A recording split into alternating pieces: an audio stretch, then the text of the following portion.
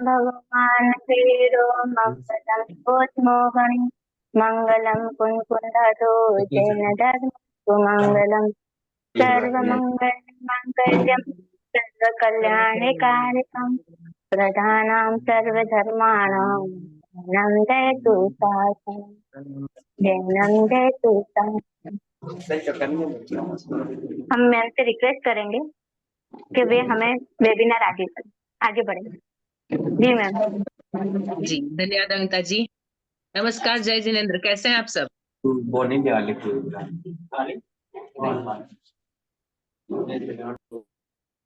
कैसे हैं आप सब? अच्छे हैं। प्लीज सभी लोग आंसर करिए।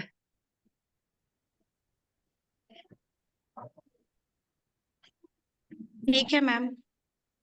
बढ़िया।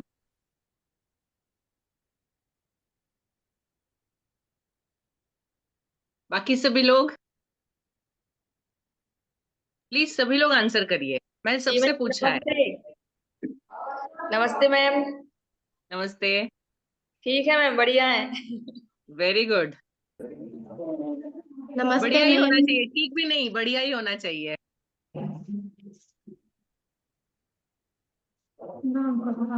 Very nice, very good. अच्छा, अभी थोड़ा सा हम पिछली बार वाला रिवाइज कर लें। जहां तक मुझे पता है शायद आप लोगों के यहाँ पे एग्जाम चल रही है, एम आई राइट? स्कूल में एग्जाम्स चल रहे हैं? अभी हमारे यहाँ नहीं मैम, नेक्स्ट वीक से होंगे हमारे यहाँ। ओके। तो यदि रेगुलर क्लास है तो आप लोगों ने लास्ट वीक जो हमने सीखा उसमें से कोई एक्टिविटी कुछ किया है? मैं आपके अनुभव जानना चाहती हूँ।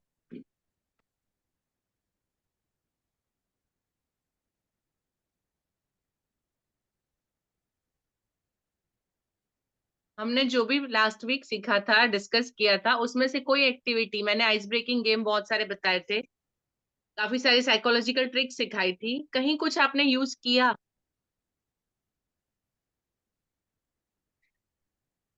और मुझे लगता है मुझे किसी को नाम लेके बुलाना पड़ेगा तभी जवाब मिलेगा। Is it so? जी मैम। जी आयशा जी बताइए। बेस्ट ऑफ द क्लास के लिए हम लोगों ने बच्चों से बोला है जिसकी क्लास सबसे ज्यादा साफ रहेगी, क्लीन रहेगी और मतलब शोर नहीं होगा उस क्लास से, टीचर आए या ना आए बच्चे ही क्लास संभालेंगे, ये सब कुछ जी किया है। और बताया भी है कि आपकी क्लास में एक स्टार बना के लगा देंगे हम लोग, और एक हफ्ते के लिए वो लगा रहेगा, और वो क्लास एक हफ्ते के लिए बेस्ट ऑफ द वीक मानी जाएगी। ऐसे ही दूसरी क्लास के लिए बोला है करने। Very good. बच्चों का कैसा था रिस्पॉन्स? बच्चे बहुत खुश थे, और बच्चे मतलब कचरा नहीं फैला रहे उस दिन से। वेरी और गुड। क्लास में टीचर जाए या ना जाए, एक साथ 3 या 4 मॉनिटर रहते हैं, एक बच्चा रहता है मतलब फेयर कंप्लीट करवाएगा वो बच्चों की। जैसे टीचर नहीं आया और बच्चा हाँ। एब्सेंट रहा तो उसकी फेयर कंप्लीट नहीं है, तो वो बच्चा फेयर कंप्लीट करवाएगा। और 2 बच्चे जी। होमवर्क पूछेंगे बच्चे से, जैसे टीचर नहीं आया, और दो हम्म। बच्चे मतलब मॉनिटर बना दिया बच्चों को क्लास में। तो अलग अलग बढ़िया। टाइप में किया, और जी। बच्चे बहुत खुश भी है। वाह, बहुत बढ़िया। चलिए, मतलब कुछ तो इम्पैक्ट हुआ है। जी, और कोई साझा करना चाहेगा अपने अनुभव?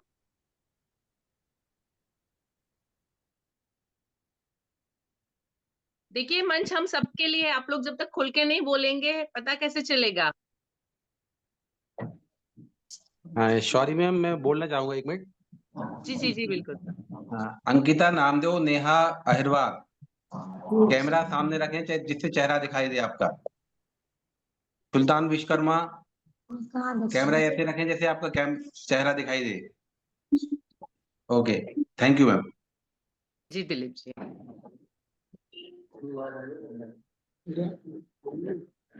प्लीज मुझे जल्दी से जवाब दीजिए, इंतजार में बहुत सारा टाइम हमारा निकल जाता है, हमारे पास बहुत लिमिटेड टाइम है, उसमें बहुत कुछ सीखना है हमको, प्लीज जवाब दीजिए। और किसी ने कुछ भी यूज नहीं किया? यस मैम, किया है। जी बताइए।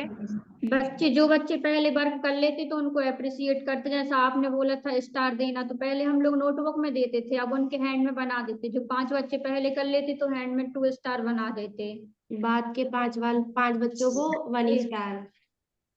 और ओके, क्लास में इसके बाद मॉनिटर भी बनाए हैं। जी अगर टीचर क्लास से बाहर जाता है तो बच्चे ही क्लास को संभालते हैं। ओके, इम्प्रूवमेंट दिख रहा है कुछ? और जो आपने वो वीडियो भेजी थी वो भी करवाया था एक बार। ओके वॉइस चेंज करके पहले स्लो फिर उसको एक सॉन्ग के उसमें बोलना है, ये करवाए हाँ थे। जी जी थैंक यू। जी, थैंक यू वेरी मच। मजा आया बच्चों को भी? ठीक है, आज का हम टॉपिक शुरू करते हैं। अनीता जी प्लीज नेक्स्ट पे चलेंगे। आज का हमारा टॉपिक है अभिभावकों को कैसे अपने हिसाब से, मतलब एक्चुअली क्या होता है, पहला जो आप पिक्चर देख रहे हैं लेफ्ट साइड में मैंने जो लिया है, कुछ एरोज है, कुछ लिखा है। कोई मुझे एक्सप्लेन कर सकता है ये सिंबल क्या बता रहा है?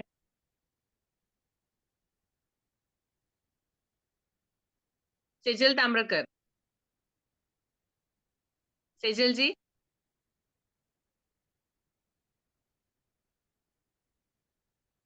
सेजल जी आप बताएंगी? शालिनी जी आप बताइए, चलिए।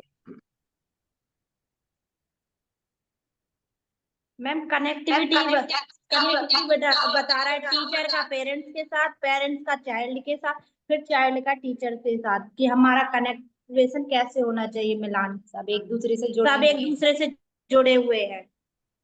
हाँ जी, अभी एरो इसमें कहाँ से कहाँ जा रहे हैं? क्या मैम? एरोज जो है वो दिशा बता रहे हैं कुछ।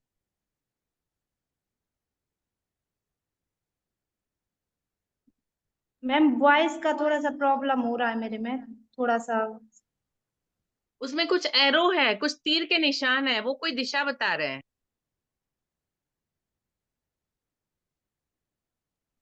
हाँ मैम, एक बच्चे से दोनों कनेक्टेड है।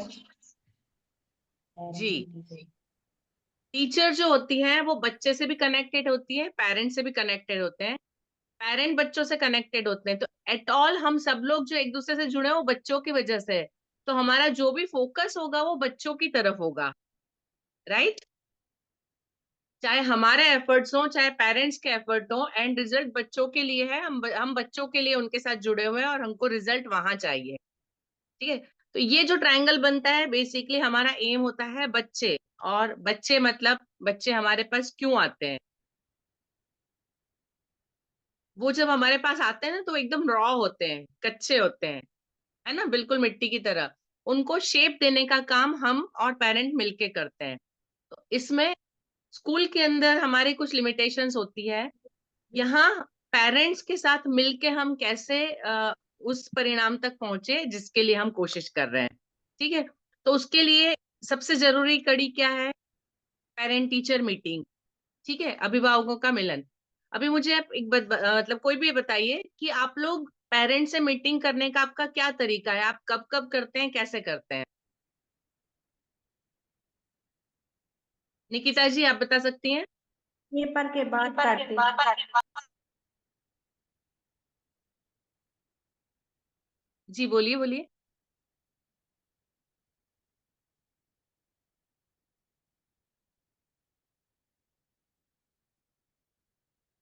प्लीज जवाब दीजिए।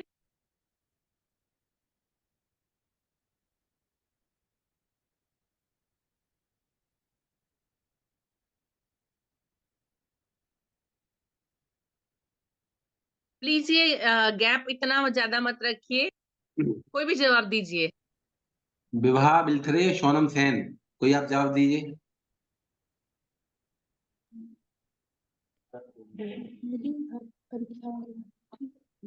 आप पेरेंट टीचर मीटिंग कब करते हैं?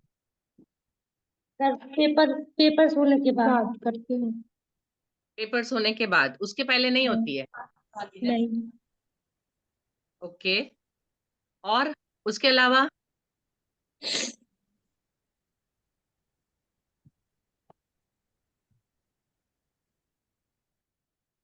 अनीता जी प्लीज नेक्स्ट पे चलिए। ठीक है, अभी पेरेंट टीचर मीटिंग कैसे होना चाहिए, हमको क्यों उनका सहयोग नहीं मिलता है, कब करना है और कैसे करना है। ठीक है, अभी एक डोंट टेक इट अदरवाइज, मैं मतलब एक बता रही हूँ जो प्रैक्टिकल मैं करती हूँ, इसलिए आपको बता रही हूँ। मेरे यहाँ पे मुझे पता है कि जिन बच्चों को स्पेशल केयर की जरूरत है, जिनको थोड़ा तकलीफ आ रही है पढ़ने में या कुछ है, तो उन लोगों को मैं पेरेंट को एग्जाम के 1 महीने पहले बुलाती हूँ। एग्जाम के 1 डेढ़ महीने पहले मेरी टीचर्स के साथ मीटिंग होती है, लिस्ट बनती है किस किस बच्चे को ज्यादा केयर की जरूरत है, किसका घर से सपोर्ट नहीं मिल रहा है। तो बिफोर एग्जाम हम लोग एक मीटिंग करते हैं पेरेंट्स के साथ। ठीक है मुस्कान जी। अ, तो हम बिफोर एग्जाम करेंगे तो कहाँ प्रॉब्लम आ रही है, पेरेंट्स से जब डिस्कस होता है, बच्चे की प्रॉब्लम यदि स्कूल में है तो टीचर उसको करेक्ट कर सकती है, घर पे है तो पेरेंट्स उसको करेक्ट कर सकते हैं। यदि बच्चा कुछ प्रॉब्लम में है तो स्कूल और घर दोनों में वो एफर्ट डाले जाते हैं, ताकि एग्जाम के बाद रिजल्ट जो है वो बेटर आए। सांप निकल जाने के बाद लकीर पीटने से कोई फर्क नहीं पड़ता है, जो करना है वो पहले करना है ना। एग्जाम के बाद फेल का रिजल्ट आ गया तो आपका बच्चा तो कुछ पढ़ता नहीं है, वी कैन नॉट से लाइक दैट। और वही प्रॉब्लम आती है, और पेरेंट्स और टीचर के रिलेशन जो खराब होते हैं वो इसीलिए होते हैं, तो ये नहीं होना चाहिए। ठीक है, तो इसको कब और कैसे करेंगे, मैं एक आपको आइडिया देती हूँ। वॉट एवर इज पॉसिबल, आपके लिए जो ज्यादा पॉसिबल है आप उसको फॉलो कर सकते हैं। अनिता जी प्लीज नेक्स्ट पे चलिए। मीटिंग के अंदर ऐसा हो सकता है, साप्ताहिक हो सकती है, पाक्षिक मतलब 15 दिन में एक बार हो सकती है, मासिक हो सकती है, चतुर्मासिक हो सकती है, 6 मासिक हो सकती है, वार्षिक हो सकती है। ये तरीके हैं। हमारे यहाँ पे हम 2 तरह की मीटिंग करते हैं। एक वार्षिक मीटिंग एनुअल जो होती है वो जनरल होती है। ठीक है, अनिता जी प्लीज नेक्स्ट पे चलिए। जनरल मीटिंग क्या होती है, साल में एक बार होती है और स्कूल शुरू होने के फर्स्ट मंथ में। ठीक है, जनरल मीटिंग उसको सामान्य सभा बोलते हैं। इसके अंदर सारे पेरेंट्स आते हैं। यदि हमारी जून में स्कूल खुली है तो जून खत्म होने से पहले हमारे सारे क्लास के पेरेंट्स के साथ, क्लास वाइज होती है क्योंकि हमारे हर क्लास में स्ट्रेंथ ज्यादा होती है। ठीक है, तो फर्स्ट के तो मेरे यहाँ पे फर्स्ट के करीब 180 बच्चे होते हैं, तो मैं एक ही मीटिंग करती हूँ 180 पेरेंट्स के लिए एक साथ। उसके अंदर मेरे सारे टीचर्स होते हैं, सारी बुक्स हमारी रखी होती है। मैं मीटिंग को एड्रेस करती हूँ, मुझे ऑलमोस्ट 1 घंटा लगता है उस मीटिंग को एड्रेस करने में। उसके अंदर क्योंकि फर्स्ट के बच्चे पहली बार स्कूल आ रहे हैं, पेरेंट्स नए हैं, बच्चे नए हैं, तो बेसिक से स्कूल के सारे रूल्स एंड रेगुलेशन मैं उनको बताती हूँ कि हमारे यहाँ अटेंडेंस के रूल क्या है, हमारे यहाँ यूनिफॉर्म के रूल क्या है, हमारे टेस्ट के सिस्टम कैसे हैं, एग्जाम के सिस्टम कैसे हैं, पढ़ाई का सिस्टम कैसा है, क्लास वर्क होमवर्क का सिस्टम क्या है, एवरीथिंग हमारा सारा सिस्टम मैं उनको डिटेल में समझाती हूँ। मेरे टीचर्स का इंट्रोडक्शन होता है कि कौन सी टीचर कौन सा सब्जेक्ट पढ़ाएंगे। टीचर्स उसके बाद हर एक अपना इंट्रोडक्शन देते हैं और अपने सब्जेक्ट के बारे में उनको जो चाहिए, कौन सी नोटबुक कब लाना है, कौन सी बुक लाना है, इंग्लिश की टीचर है तो ग्रामर कब लाना है, टेक्स्ट कब करना है, एग्जाम में कौन सी चीज कितना पूछा जाएगा, मतलब जितनी भी चीजें हैं टीचर्स भी अपनी इन्फॉर्म कर देती है। हमारे रिसेस के रूल्स, टिफिन के रूल, हमारे यहाँ 2 रिसेस होती है तो कैसे टिफिन भेजना, हम लोग ये सारी चीजें जनरल में डिस्कस करते हैं वो साल के पहले महीने में। ठीक है, तो हर एक पेरेंट जो है वो अच्छे से वाकिफ है हमारी फंक्शंस कैसे होंगे, हम कौन कौन सी एक्टिविटीज करेंगे, कब होगी, और उसके में पेरेंट्स का क्या रोल रहेगा, उसको हम स्टार्टिंग से सब कुछ डिटेल में बता देते हैं मीटिंग में। तो ये एक मीटिंग, जनरल मीटिंग साल के शुरू में होनी चाहिए। ठीक है, Dilip ji are you agree? जी थैंक यू। उसके बाद आती है पर्सनल मीटिंग। हमारे यहाँ पे एक दिन तय है, सैटरडे, सेकंड और फोर्थ सैटरडे। पेरेंट्स को यदि अपनी तरफ से कोई भी प्रॉब्लम है तो सेकंड और फोर्थ सैटरडे टाइम भी तय है 11:30 से 1, तो वो आ सकते हैं, किसी भी टीचर से मिल सकते हैं। अभी इसमें हम क्या करते हैं कि जैसे बच्चे कुछ एब्सेंट हो गए किसी हफ्ते में, कुछ उनका लिखना रह गया या नहीं कंप्लीट हुआ, मेरी टीचर्स जो होती है वो अपनी नोटबुक रखती है। हम जो भी बच्चों को लिखवाते हैं वो सेम चीज, सारी चीज लिखी हुई एक टीचर की अपनी नोटबुक होती है।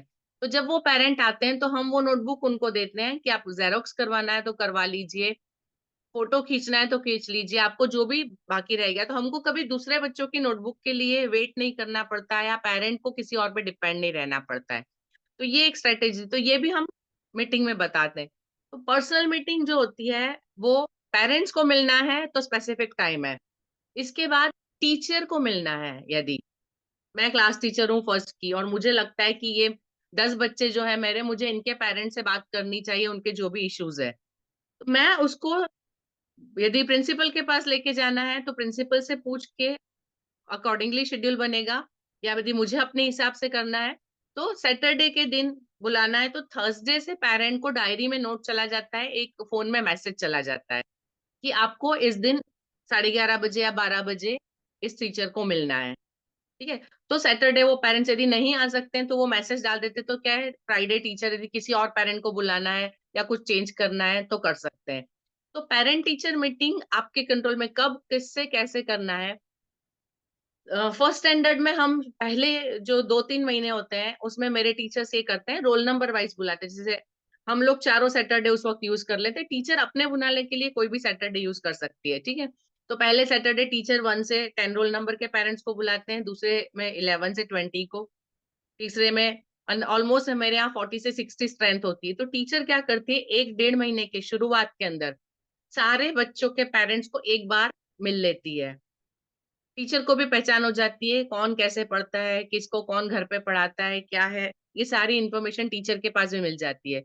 तो ये चीजें हमको अपनी जो पीटीएम है, टीचर्स की मीटिंग है, उसको ऐसे प्लान करना चाहिए। आई होप सबको पीटीएम के कंसेप्ट क्लियर है। यस और नो?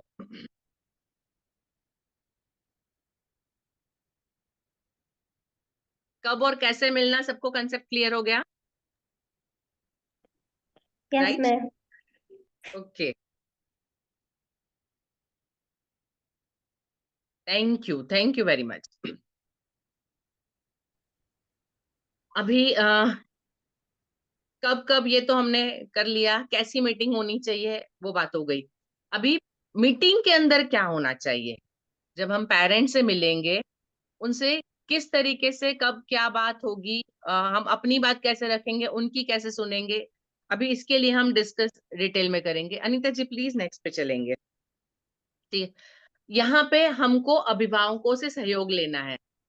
हम बच्चों के लिए जो मेहनत कर रहे हैं वो आधी मेहनत होती है, आधी जो है वो पेरेंट्स करते हैं, तो वो कैसे लेना है। अनीता जी शायद आप 2 स्लाइड आगे चली गई है, 1 सेकेंड। 1 स्लाइड पीछे चलेंगे। ठीक। Next, okay. हाँ ये, हाँ जी, थैंक यू। सबसे पहला है तो अभिभावकों से संपर्क का उचित तरीका ढूंढना। अभी अभिभावकों से मिलने के आपके पास मतलब कम्युनिकेशन के, संचार के, बातचीत के बहुत सारे तरीके होते हैं। आप उनको मैसेज कर सकते हैं, आप उनको डायरी नोट दे सकते हैं, आप उनसे फोन कॉल पे बात कर सकते हैं, आप उनसे पर्सनल मिल सकते हैं।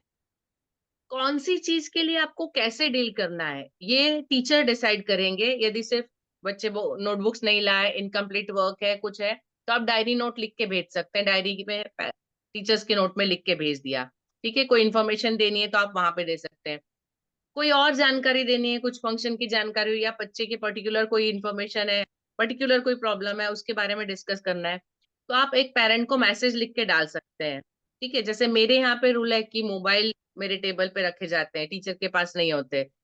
पेरेंट्स को भी पता है कि टीचर शाम को 5 से 7 के बीच में ही बात करेगी, तो जब बात करना पॉसिबल नहीं है तो मैसेज डालिए। जब पता होता है टीचर को कि पेरेंट्स वर्किंग है, बात नहीं होगी, तो वो मैसेज के थ्रू करते हैं।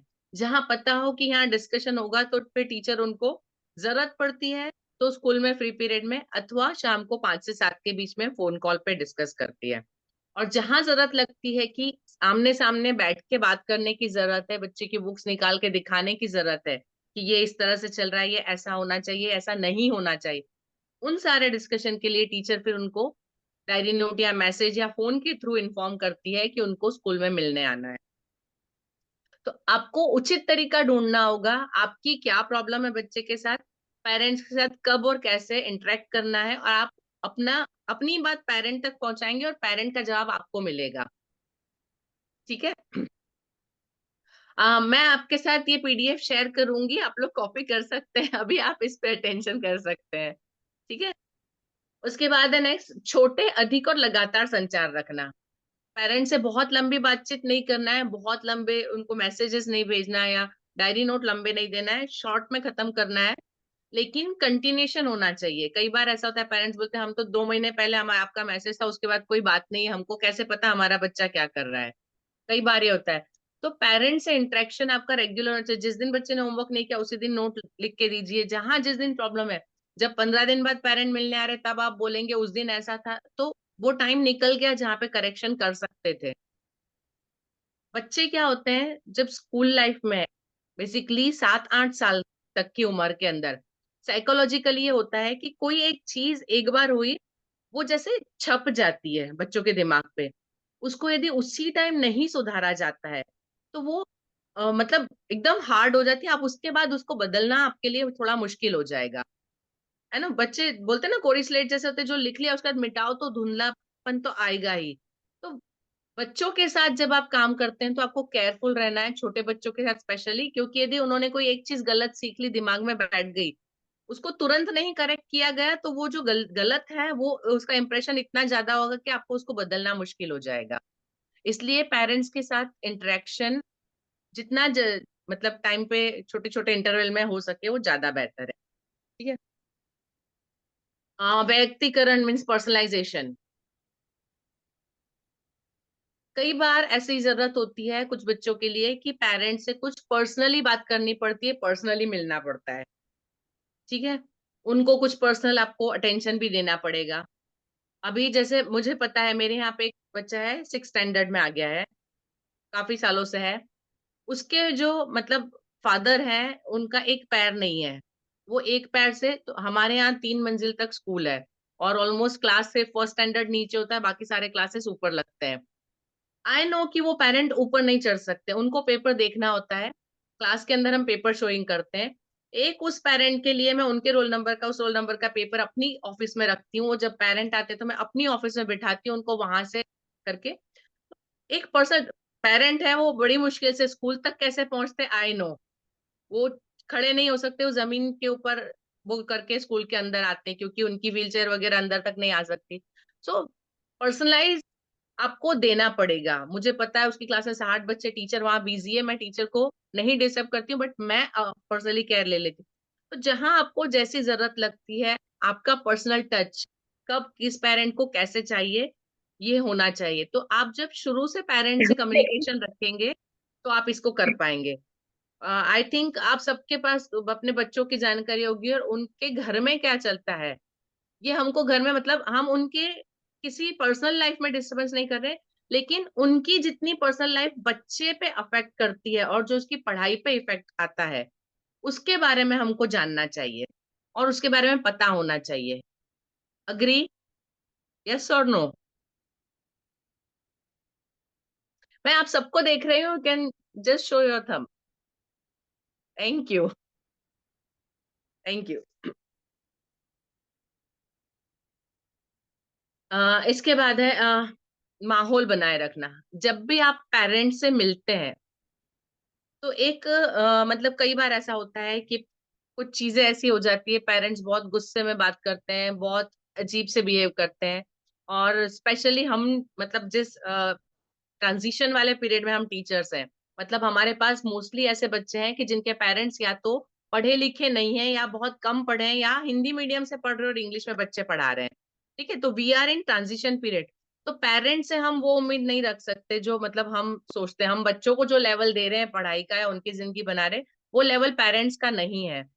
तो वहां पे जब भी आप पेरेंट्स से मिलते हैं तो आपको एक, एक्चुअली साल के शुरुआत से पेरेंट के साथ एक रेपो बनाना पड़ेगा, एक माहौल बनाना पड़ेगा कि वो आपसे खुल के बात कर सके और आप भी अपनी बात उनको प्रॉपरली कन्वे कर सके। ठीक है। इसको आप जब तक उनके बारे में नहीं जानेंगे, उनसे मिलेंगे नहीं, तब तक नहीं कर सकते। और मतलब कई बार मेरे टीचर्स आते हैं बहुत सारे, मैम ये तो पेरेंट ऐसे बोलते हैं, वो तो पेरेंट ऐसे बोलते हैं। मैं टीचर को समझाती हूँ, क्योंकि वो पढ़े लिखे नहीं है, उनको नहीं पता कि कैसे बिहेव करना। But you are educator, you know better. आप समाज को बनाने का काम कर रहे हैं, आप आने वाली पीढ़ी को तैयार कर रहे हैं, तो वो पीढ़ी इस तरह से ना बिहेव करे, इसके लिए आपको ये थोड़ा तो सहन करना पड़ेगा, उनको शांति से समझाना पड़ेगा, उनकी प्रॉब्लम्स को सुनना पड़ेगा, उनके सॉल्यूशन देने पड़ेंगे। कई बार ये होता है कि पेरेंट्स बहुत गुस्सा हो जाते हैं, बहुत ही हो जाते हैं, देन ऑल्सो आपको बिल्कुल काम रहना है। मेरी पीटीएम होती है, मेरे यहाँ ऑलमोस्ट 1250 बच्चे, मैं 2 बार में करती हूँ, तो एक बार में 600 से 700 बच्चे के पेरेंट एट अ टाइम होते हैं। सारे प्रेजेंट नहीं भी हो तो 500 तो कम से कम।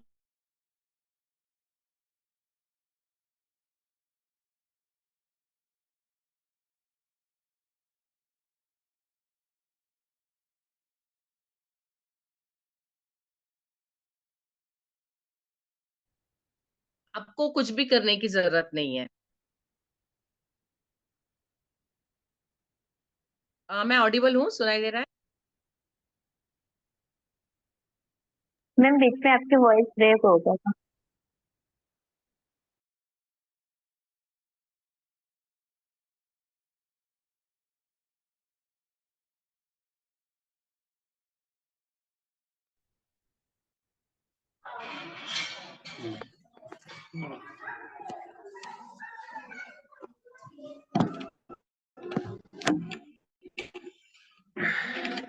सॉरी, शायद नेट इशू लग रहा है।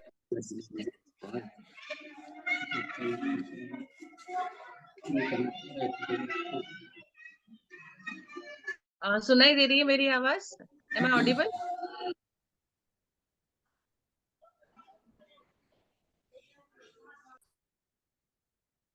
अनीता जी, मुझे सुन पा रहे हैं? यस मैम, सुन पा रहे हैं। Okay, ma'am thank you. तो हम बात कर रहे थे, जब मेरे यहाँ पे मीटिंग होती है तो मैं टीचर को इंस्ट्रक्शन देती हूँ कि यदि पेरेंट्स अपना आवाज ऊंचा करते हैं, आपसे कुछ ज्यादा जोर से बोलते हैं या कुछ गुस्से से बिहेव करते हैं, आप उनको ऑफिस का रास्ता दिखा दीजिए, बिल्कुल शांति से बोलिए कि आप प्रिंसिपल से मिल लीजिए। आपको किसी भी डिस्कशन में उतरना नहीं है। बीइंग अ टीचर, आपको कभी भी पेरेंट्स के साथ डिस्कशन में नहीं उतरना है। मैं कभी भी पेरेंट्स को उनके बच्चों के सामने टीचर से कोई इंट्रोगेशन नहीं करने देती हूँ। मैं बच्चे को बाहर भेज देती हूँ एंड बताती हूँ कि आपके बच्चे के सामने यदि आप टीचर का रिस्पेक्ट नहीं करेंगे तो आपका बच्चा रिस्पेक्ट नहीं करेगा। एंड बीइंग अ टीचर, आपको भी बच्चे के सामने पेरेंट्स से किसी भी ऊंची आवाज में बात नहीं करना है। वहां पे बच्चा क्या समझता है कि ये दो एंटिटी अलग है, दोनों आपस में झगड़ रहे हैं, मतलब वो फायदा उठा सकता है, या वो कम्युनिकेट नहीं कर पाएगा, वो दोनों को एक साथ नहीं ले पाएगा। ठीक है? तो हमेशा एज अ टीचर हमको ये ध्यान रखना है कि माहौल बनाए रखना है, पेरेंट्स से रिलेशन अच्छे बनाए रखना है। ठीक है? अभी एक 2 दिन पहले का एग्जांपल देती हूँ। एक बच्चा था, मतलब मुझे सुबह एक फोन आया 5th स्टैंडर्ड के एक पेरेंट का कि मेरा बेटा कल मेरे लिए स्कूल के कैंटीन से कोल्ड ड्रिंक लेकर आया, जबकि मैंने उसको पैसे नहीं दिए थे। तो बोले प्रिंसिपल मैम आप पता लगाइए बच्चा पैसे कहाँ से लाया। वो बताता है कि उसके दोस्त ने उसको पैसे दिए, इतने पैसे दिए कि उसने खुद नाश्ता किया, कोल्ड ड्रिंक पिया और एक और कोल्ड ड्रिंक खरीद कर मेरे लिए भी लाया। बोले मैं कभी अपने बच्चे को 10 रुपए से ज्यादा नहीं देती हूँ। पता लगाया किस बच्चे से, उस बच्चे के पेरेंट को, उसको मैंने बुलाया, मैंने पूछा तो उस बच्चे का 5th स्टैंडर्ड में रोना धोना चालू। मैंने इसको इतने पैसे नहीं दिए, मैंने ये नहीं वो नहीं। मैंने कहा कोई बात नहीं, आप नंबर बताओ, आई कार्ड लेके पेरेंट को कॉल किया। देन मैं कुछ बिजी हो गई किसी काम में, किसी मीटिंग में थी। पेरेंट मेरे ऑफिस में आए, कोऑर्डिनेटर ने बात वगैरह की, मैं आई तो पता चला पेरेंट 5th स्टैंडर्ड के बच्चे को गोद में बिठा के बैठे हैं, बच्चा रोए जा रहा है। मैंने कहा सबसे पहले तो गोद से खड़े हो जाओ, आके मेरे टेबल के सामने खड़े और मुझसे बात करो। पेरेंट थोड़ा सा सकपका गए। मैंने कहा देखिए आपको जो लाड़ प्यार दिखाना है वो दिखाना, मैंने कोई डांटा नहीं है, कुछ बोला नहीं है, लेकिन अब मैं इंट्रोगेट आपके सामने करूंगी, क्योंकि जो भी उसने किया वो गलत किया। बच्चा 500 रुपए घर से लेकर आया है, कैंटीन जाता है, अपने फ्रेंड्स को 100-100 रुपए देता है, आप एंजॉय करो। मुझे बताइए आप मेरी जगह होंगे तो कैसे रिएक्ट करेंगे इस पे?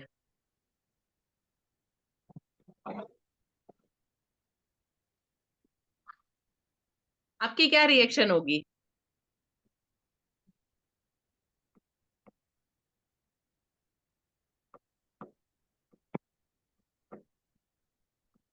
प्लीज कोई तो बोलिए। मैम ऐसा होता है, कई बार होता है। और हमारे यहाँ लास्ट ईयर एक बच्चा 5,000 रुपये लेके आया था घर से, और उसने अपने दोस्तों को 500-500 रुपये डिस्ट्रीब्यूट कर दिए थे। तो ऐसी कंडीशन, और फिर वो बता भी नहीं रहा था कि मैंने ऐसा किया है, तो फिर उससे बात करके सारा इन्वेस्टिगेट करके उसको निकलवाया। वो पैसे भी पता, उसने बच्चों ने पैसे जमा कर दिए थे दुकान में, ताकि मैं धीरे धीरे खर्च कर सकूं। तो काफी बच्चे इंटेलिजेंट हाँ। तो सिचुएशन वाइज करना, निर्णय लेने पड़ते हैं, और लेते भी हैं जी फिर। जी जी दिलीप जी, वहां पे मेरे केस में ऐसा था, बच्चे को उसके दादाजी ने पैसे दिए थे, अपने पिगी बैंक में डालने की जगह वो बैग में लेके आ गया और आके उसने पैसे खर्च किए, पेरेंट्स को भी नहीं पता। मैंने उसको कुछ डांटा नहीं, कुछ बोला नहीं, उसके पेरेंट्स सामने मैंने उसको इतना बताया कि आपने जो किया वो गलत किया। पेरेंट्स का बिहेवियर मुझे थोड़ा सा ऑड लगा, लेकिन पेरेंट्स भी आखिर में मेरे साथ अग्री हो गए। उसको ये नहीं करना चाहिए था, बिना इंफॉर्मेशन के पैसा नहीं लेना है उसको, बिना इंफॉर्मेशन के खर्च। इसमें क्या हो रहा है, मैंने पेरेंट को समझाया, देखिए आपका बच्चा है, उसने गलती की, एज अ मेरा स्टूडेंट है वो, तो मुझे उसको टोकना है, उसको सुधारना है। आप उसको पैम्पर मत करिए, वो उसको गोद में बिठा के हाँ बेटा ऐसा नहीं। मैंने कहा ऐसा नहीं, उसने गलती की है, मैं डांट नहीं रही हूँ, मैं मार नहीं रही हूँ, मैं पनिश नहीं कर रही हूँ, इसका मतलब ये नहीं कि उसने जो किया है मैं उसको चला रही हूँ। स्ट्रिक्ट वर्ड्स में मैंने उसको कहा कि ये एक्सेप्टेबल नहीं है और ये बिहेवियर नहीं होना चाहिए। और कुछ कहने की जरूरत नहीं, आप स्ट्रिक्टली जब बोलते हैं उसका भी इम्पैक्ट उतना ही होता है। पेरेंट्स को भी इम्पैक्ट हुआ, वो भी उन्होंने पुचकारना बंद कर दिया, चुप हो गए। मैंने कहा आप बर्दाश्त करेंगे, आपका बच्चा मेरे दूसरे बच्चे में खराब करेगा, वो मैं बर्दाश्त नहीं करूंगी। एज अ पेरेंट ये आपके लिए भी सबक है, और आपको इसीलिए तुरंत बुलाया गया है कि नेक्स्ट टाइम आप अपने बच्चों का ध्यान रखें कि यदि घर में कोई उसका पैसा दे के गया है, उसके पास कुछ है, तो उसको कहाँ खर्च करता है। एज अ पेरेंट आपकी भी जिम्मेदारी उतनी बनती है। आप यदि अनअवेयर है कि आपका बच्चा पैसे लेके और खर्च कर रहा है, आपको पता ही नहीं है, तो गलती आपकी भी है। आपका भी मतलब इतना भरोसा नहीं है, या आपका ध्यान इतना नहीं है अपने बच्चे पे, आप बच्चा आपको बता नहीं सकता, आपको बिना बताए कर रहा है। पेरेंट्स को ये चीजें समझानी पड़ती है, कहाँ वो गलत है, कहाँ बच्चा गलत है। ये मैंने पेरेंट्स को भी एक्सप्लेन किया कि आपकी कितनी गलती है और आपको क्या करना है, बच्चे को भी समझाया, उसको वापस भेजे। पेरेंट्स उसके बाद बोल के मतलब हाथ जोड़ के बोलते हैं कि मैम हम समझ गए आप क्या कहना चाहते हैं, आपने क्यों बुलाया, नेक्स्ट टाइम हम ध्यान रखेंगे। तो पेरेंट्स से कैसे डील करना है ये भी, और कब क्या चीज समझाना है ना। ये आए बुलाए बता दिया पैसा दे दिया, वहां बात नहीं खत्म होती है। पेरेंट्स को ये चीजें ध्यान रखनी चाहिए कि वो कहाँ गलत है और अब उनको आगे किस तरीके से उसको हैंडल करने की जरूरत है। ठीक है। इसके बाद बच्चों की शिक्षा में अभिभावकों के साथ जवाबदेही साझा करना, मतलब बच्चों की जो पढ़ाई है वो सिर्फ टीचर की जिम्मेदारी नहीं है। बच्चे हमारे पास कुछ समय के लिए होते हैं, हम उनको बेसिक कंसेप्ट दे सकते हैं, ठीक है, हम उनको कैसे करना है बता सकते हैं, लेकिन वो करवाने की, कंप्लीट करवाने की जिम्मेदारी बच्चों की जरूरत के हिसाब से वो पेरेंट्स की होती है। इसको आप पेरेंट्स को कैसे समझाएंगे। आपके पास भी ये प्रॉब्लम आता होगा, बच्चे होमवर्क नहीं करके लाते हैं, बच्चे घर से जो सपोर्ट चाहिए प्रोजेक्ट दिया तो नहीं करते हैं, बहुत सारी चीजें ऐसे होती है कि जहाँ पे पेरेंट्स ध्यान नहीं देते। यस और नो?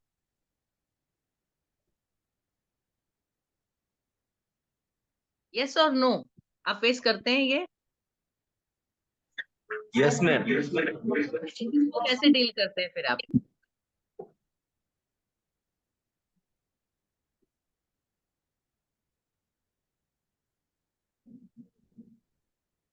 यहाँ पे पेरेंट्स से पर्सनल मीटिंग की जरूरत होती है। यहाँ पेरेंट्स को पर्सनली बुलाना पड़ता है, उसके जो भी स्पेसिफिक प्रॉब्लम है। जैसे एक बच्चा है मैथ्स में अच्छा है लेकिन इंग्लिश में बहुत बुरा है, इंग्लिश टीचर को क्लास टीचर के साथ मिलके पेरेंट्स के साथ मीटिंग करनी पड़ेगी, उनको समझाना पड़ेगा बच्चा क्लास में क्या बिहेव करता है, बच्चा कहाँ पे पीछे है, कहाँ उसको जरूरत है। मेरे पास बहुत सारे ऐसे बच्चे जो स्लो लर्नर है, जिनको लिखने में टाइम लगता है, जिनको पढ़ने में टाइम लगता है। यहाँ पे आपको पेरेंट्स को समझाना है कि आपको किस तरीके से करना है। एक एग्जांपल दूंगी, लाइक इसके पहले जब मैं केजी सेक्शन संभालती थी, केजी के अंदर हम लोग जब बच्चों को एडिशन सिखाते हैं तो हम मेंटल मैथ सिखाते हैं, हम उनको लाइनें करके सर्कल करके एडिशन सब्ट्रैक्शन की कंसेप्ट नहीं देते हैं। We give on fingers and in mind, है ना, जैसे 5+2 तो 5 इन माइंड 2 इन फिंगर, 5 6 7, ये तरीका एडिशन सब्ट्रैक्शन ऐसे तरीके सिखाते हैं।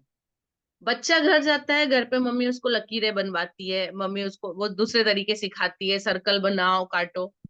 इसके लिए क्या होता है, मैंने उस जब मुझे 2-4 लोगों का पता चला, then I called parents meeting, मैंने सारे पेरेंट्स को बुलाया स्कूल में और उनको समझाया मेरे ये तरीके हैं, आपको ये तरीके फॉलो करने पड़ेंगे, क्योंकि हम इस तरीके से सिखा रहे हैं, आप उस तरीके से, बच्चा कंफ्यूज होता है, बच्चा गलती करता है। तो यहाँ पे हमको हमारी पढ़ाई कैसे करवानी है, इसके लिए भी पेरेंट्स को कई बार बुला, ये मैंने एक छोटा एग्जांपल दिया, ऐसी बहुत सारी चीजें होंगी, आपके जो सब्जेक्ट होंगे डेफिनेटली, अभी जब मैं बता रही तो आपके दिमाग में आप जो करते हैं, जो प्रॉब्लम फेस होते हैं, मस्ट बी गोइंग ऑन, आप सोच रहे होंगे कि हाँ यहाँ ये, पेरेंट्स तक कम्युनिकेट करिए कि आप क्या चाहते हैं और उसको कैसे करना है, ठीक है। जैसे, और उसके बाद पेरेंट्स क्या प्रॉब्लम फेस कर रहे हैं उसको भी ध्यान देना है। जैसे मैंने आपको बताया था, मेरा एक डिस्ग्राफिया का स्टूडेंट है ना, 3rd तक पता नहीं चला था पेरेंट्स को, मेरी उनसे बहुत सारी मीटिंग हुई, उसके बाद मैंने उनको एक एड्रेस दिया, डॉक्टर के पास मिलकर आए, तब उन्होंने एक्सेप्ट किया कि हाँ मेरे बेटे को डिस्ग्राफिया है। डिस्ग्राफिया में प्रॉब्लम सिर्फ लिखने और पढ़ने में होती है, समझने में नहीं होती है, बच्चे के कंसेप्ट सारे क्लियर, क्वेश्चन पूछो वो धड़ाधड़ बोल देगा, आप सेंटेंस बोलो सेंटेंस सुना देगा आपको, लेकिन उस सेंटेंस को स्पेल करना उसको नहीं आता है, उसको लिखना नहीं आता है, और यदि लिखा हुआ है तो उसको रीड करना नहीं आता, आप रीड करो वो तुरंत समझेगा। ये जो इतनी सी प्रॉब्लम है उसको सॉल्व करने के लिए पेरेंट्स को थोड़ा लंबा टाइम देना पड़ता है। लास्ट ईयर पता चला, देन मैंने बताया, उसके बाद जब हुआ तो पेरेंट्स मिलने आए, काफी लंबी रिपोर्ट लेकर आए, बहुत सारी चीजें मुझसे डिस्कस की, फिर क्लास टीचर को बुला के बताया। अभी जब एग्जाम हुई तब पेरेंट्स ने नोटबुक, मतलब बच्चे की आंसर शीट चेक की, तो उनको समझ में आया कि बच्चा घर में क्या करता है, बच्चा एग्जाम में जब अकेले लिखता है तो कहाँ कहाँ प्रॉब्लम फेस करता है। वो पेरेंट बाकायदा पेन पेपर लेके आए थे, सारे क्वेश्चन में कहाँ किस कौन सी गलती की, उन्होंने घंटा भर बैठ के हर चीज लिखी, मुझे बताया, बोले मैडम देखिए मैंने ये ढूंढा है कि मेरा बच्चा यहाँ यहाँ गलती करता है। देन ही रिक्वेस्टेड कि अभी मैं चाहता हूँ कि मेरा बच्चा कोई भी चीज लिखेगा तो सिर्फ एक बार लिखेगा, वो होमवर्क दोबारा नहीं करेगा, मैं उसको घर पे वो सिखाऊंगा जो मुझे, मतलब थेरेपी से मिल रहा है उसको जो करवाना है। तो मैंने भी उसको अलाउ किया है, सारे टीचर्स को बता दिया कि उसका होमवर्क नहीं आएगा, आपको उसको टोकना नहीं है, एक बार उस बच्चे को सारी चीज लिखी होगी, क्लास वर्क कंप्लीट है, दैट इज फाइनल, ठीक है। तो पेरेंट्स से हमको और हमको पेरेंट एक दूसरे को कैसे हेल्प करना है, वो हमसे क्या चाहते हैं और हम उनसे क्या चाहते हैं, शुड बी क्लियर। ये हमारा कम्युनिकेशन, तभी उनकी बच्चों की पढ़ाई में हम उनका पूरा सहयोग ले पाएंगे और अपना जो एम है उसको कर पाएंगे, ठीक है। प्लीज अनिता जी नेक्स्ट पे चलिए। इसके बाद कार्यवाही योग्य जानकारी देना, जब आप पेरेंट टीचर मीटिंग करते हैं, पर्सनल मीटिंग करते हैं, तो बच्चों की, जब भी मैं हमेशा टीचर को बोलती हूँ कि आपको एक डायरी रखनी चाहिए, और जब पीरियड खत्म हुआ और यदि आपको कोई किसी बच्चे की कोई स्पेसिफिक चीज नजर आई, उसने ये नहीं किया या किया या ऐसा कुछ बिहेवियर है, आप उसको नोट करिए, क्योंकि एज अ टीचर आप सारा दिन, और सारे दिन में कम से कम 5-6 क्लास में जाते होंगे, हर क्लास में 20-25 भी 30 भी बच्चे हुए तो आप 100-150 बच्चों से इंटरेक्ट करते हैं, उस 150 में 5-7 बच्चे होंगे जिनके कुछ प्रॉब्लम आपको दिन भर में दिखते होंगे, हर रोज 5-6 ऐसे करके महीने भर, यदि 25 दिन भी स्कूल है, तो आप इतनी सारी चीजें याद रखना आपके लिए भी पॉसिबल नहीं है। ऐसी चीजें, इसलिए एक डायरी रखना चाहिए कि आप उसको मेंशन कर सके किस बच्चे के साथ क्या था, और जब पीटीएम होती, जब पेरेंट्स से उसके बारे में डिस्कशन होता है, तब आपके पास डेट के साथ लिखा हुआ होगा कि इस दिन बच्चे ने ये बिहेव किया था या इस दिन ये नहीं किया काम, वॉट एवर, ये आपके पास एक रहेगा बात करने के लिए, और प्रॉब्लम्स भी आपको समझ आएगी जब आप एक आदत डालेंगे ना इस तरीके से नोट करने की, तो बच्चा कब कब ये करता है और कब उसमें चेंज आया, आपने जो एफर्ट डाले उसके बाद क्या चेंजेस आए, तो आपको इन सारी चीजों के बारे में पता चलेगा। तो एक एज अ टीचर हम एक छोटी सी डायरी रख सकते हैं, जिससे हम इसको कंट्रोल कर सकते हैं कि हमको पेरेंट्स से क्या बात करना है। इस डायरी से ये हेल्प होती है कि आप पेरेंट्स से क्या चाहते हैं, बच्चा कहाँ गलती करता है, कैसे करता है और क्या चाहिए। ठीक है, जैसे मेरे यहाँ पे 3rd स्टैंडर्ड में से ये होता है कि बच्चे आंसर शीट में पेपर लिखते हैं। 1st 2nd में पेपर प्रिंटेड होता है, उसी के अंदर आंसर लिखना होता है ना। 3rd ऑनवर्ड हम लोग ये करते हैं कि बच्चों को आंसर शीट देते हैं, क्वेश्चन पेपर अलग, बच्चे को उसमें आंसर खुद लिखना है। सबसे ज्यादा प्रॉब्लम 3rd स्टैंडर्ड जब शुरुआत होती है, पहली एग्जाम दूसरे एग्जाम तक बहुत सारे प्रॉब्लम फेस होते हैं, है ना। 3rd के पेरेंट फाइनल में भी ये कंप्लेन करते हैं कि बच्चे पेपर कंप्लीट नहीं कर पाए, क्योंकि फाइनल की एग्जाम 80 मार्क की 3 घंटे की वो आखिरी में आती है, तो वो उसके बाद उनको लगता है कि बच्चे कर नहीं पाए, इतना होना चाहिए था। मैं उनको सब बताती हूँ कि आप घर पे पेपर लिखने की प्रैक्टिस कैसे करवाएंगे। क्या होता है, 3rd का बच्चा 7-8 साल का बच्चा है, मम्मी को आदत होती है बाजू में बैठेंगे, फिंगर रखेंगे, चलिए लिख, चलिए लिख। उनके लिए एक ही बच्चा है, उनको नहीं पता कि बच्चे का लेवल कहाँ पहुंचा है, उससे कैसे डील करना। ठीक है, तो मैं पेरेंट्स को समझाती हूँ। लास्ट ईयर ऐसा हुआ, 3rd के 10-15 पेरेंट्स सामने आके सारे कुर्सी में बैठ गए, मैडम ये ऐसा वो वैसा। मैंने कहा पहले आप शांत रहिए, आप अपने बच्चे को किस लेवल पे समझते हैं। आप घर पे यदि स्पून फीडिंग करते हैं तो वो स्कूल में नहीं होगी। मेरे लिए ये बच्चे बड़े हो गए हैं, मेरे लिए बच्चे खुद आंसर शीट में लिखेंगे, खुद रीड करेंगे। उसकी प्रैक्टिस आप नहीं देते तो ये गलती आपकी है। मैंने उनको समझाया आपको घर पे प्रैक्टिस कैसे देना है, प्रैक्टिकली उनको बताया कि आप बैठिए बच्चे के पास, एक लेसन है, आपने 5 क्वेश्चन आंसर लर्न करवाए, उस 5 में से आप 2 क्वेश्चन लिख के बच्चे को दीजिए और आप वहां से चले जाइए। आप बच्चे को बोलिए मैं 15 मिनट के बाद ये आंसर चेक कर रही हूँ। उसके बाद देखिए कि बच्चा कहाँ गलती कर रहा है, कैसे कर रहा है, and then you correct it. तो ये तरीका है कि बच्चा खुद कैसे लिखना सीखेगा। ऐसी बहुत सारी छोटी छोटी चीजें होती है जो एज अ टीचर आप उनको समझाना चाहते हैं, तो ये पर्सनली मिलके पेरेंट्स ने कहाँ पे क्या काम लेना है। बहुत सारे बच्चे होते हैं, आपके सब्जेक्ट अलग होते हैं, तो बहुत सारी चीजें होंगी, आपको खुद को भी पता है। तो पेरेंट्स से कैसे काम लेना, आपकी डायरी जो है वो आपको हेल्प करेगी। ठीक है, इसके अलावा हम रीडिंग प्रॉब्लम, राइटिंग प्रॉब्लम पहले बहुत सारा डिस्कस कर चुके हैं, है ना। रीडिंग प्रॉब्लम है तो हमको क्या करवाना है, हमको जो पता है, हमको पता है पर्टिकुलर बच्चे को प्रॉब्लम है, तो हमारी टेक्निक्स हम पेरेंट्स को पर्सनली सिखा सकते हैं कि घर पे ये प्रैक्टिस दीजिए ताकि बच्चा इंप्रूव करे। ठीक है, दूसरी बात, जब भी पेरेंट्स से मीटिंग होगी, कोई भी बात है उसको आपको आना चाहिए कि उसको पॉजिटिवली आप कैसे रखेंगे। बच्चे की यदि बुराई भी करनी है तो आपको ऐसे करनी है कि पेरेंट्स उसको गलत वे में ना ले, आपका अप्रोच हमेशा पॉजिटिव होना चाहिए। ठीक है, एक एग्जांपल देती हूँ। अभी 3 दिन पहले की बात है, एक पेरेंट आए, बुलाओ वो टीचर कहाँ है। मैंने कहा बोलिए क्या बात हो गई। मेरी बेटी को गाल पकड़ के नीचे बैठाया, कैसे बैठाया, ऐसे कैसे बिहेव कर सकते हैं, मेरी बेटी स्कूल नहीं आ रही है वो। मैंने कहा पहले तो आप शांत हो जाइए, पानी पीजिए, फिर मुझसे बात करिए, कौन सी टीचर है क्या है मैं देखती हूँ। उनको बिठाया, बताया, टीचर को बुलाया, टीचर बोलती वो खत्म नहीं करती है, इसलिए उसको आगे बुला के बिठाना पड़ता है ताकि वो मेरी नजर के सामने कंप्लीट करे। मैंने कहा मेरी टीचर पर्सनल केयर ले रही है, आपकी बच्ची खत्म नहीं करना चाहती, इसलिए आपकी बच्ची कुछ भी बोल रही है आप उसको मान रहे हैं। पेरेंट्स को भी उनकी गलती समझाई, टीचर को भी समझाया कि आपको उससे हार्शली बिहेव नहीं करना है, शुरुआत में उसको नहीं बिठाना है, टीचर को कैसे बिहेव करना है वो समझाया, टीचर को भेजा, देन पेरेंट्स को बिठाया। मैंने कहा एक पहले बात तो अपने दिमाग में ये समझिए कि आप कोई अलग नहीं है और हम अलग, आप मेरे अपोज में, आप आके इस तरह से कोई जैसे दुकान पे आके कि ये खराब चीज निकली है और इस तरह से, पहले तो अपनी अप्रोच सुधारिए। बहुत अच्छे तरीके से मैंने पेरेंट्स को बताया। मैंने कहा पहले तो आपकी अप्रोच गलत है एज अ पेरेंट। मैंने कहा आप और मैं दोनों उस बच्चे के लिए काम कर रहे हैं, यदि उस बच्चे के साथ कुछ गलत होता है तो आपको और मुझे दोनों को इक्वली फर्क पड़ेगा। इसलिए अपनी अप्रोच ये मत सोचिए कि मैं आपसे अपोजिट में हूं, मैं कुछ गलत कर रही हूँ। मैं भी बच्चे का भला चाहती हूँ जितना आप चाह रहे हैं। तो पहले तो आप मुझसे बात करने का तरीका सुधारिए और जो आप चाहते हैं मुझे शांति से बताइए। पेरेंट बोलते सॉरी मैम मुझे इस तरीके से, मैंने कहा अग्री, बोलते मेरे बेटे को नीचे बिठाया। मैंने कहा मेरी क्लास में कम से कम 5-7 बच्चे जो है वो आगे आते हैं, क्योंकि किसी को चश्मे का प्रॉब्लम है, किसी को पर्टिकुलर एंगल से नहीं दिखता है, क्लास इतनी बड़ी है, बच्चे इतने सारे हैं, तो ऑब्वियसली सीट चेंजेस होती है, तो किसी को कहीं नहीं सूटेबल, तो जिसको नहीं दिखता है तो वो आगे आके बैठ जाते हैं, लिखते हैं। अभी आगे आते हैं, आगे बेंच नहीं है तो डेफिनेटली वो नीचे बैठकर लिखेंगे, बोर्ड सामने दिख रहा है उनको। मैंने कहा मेरे यहाँ पे ये एक बहुत नॉर्मल चीज है, बहुत नॉर्मल चीज है, और आप उसको इतना अग्रेसिवली ले रहे हैं कि मेरे बच्चे को नीचे बिठाया। मैंने कहा पहले तो आप गलत हैं। ठीक है, बड़े प्यार से उनको समझाया। जैसे मैं आपको अभी बात कर रही हूँ, इसी टोन में, एग्जैक्टली इसी टोन में मैंने उनसे बात की थी।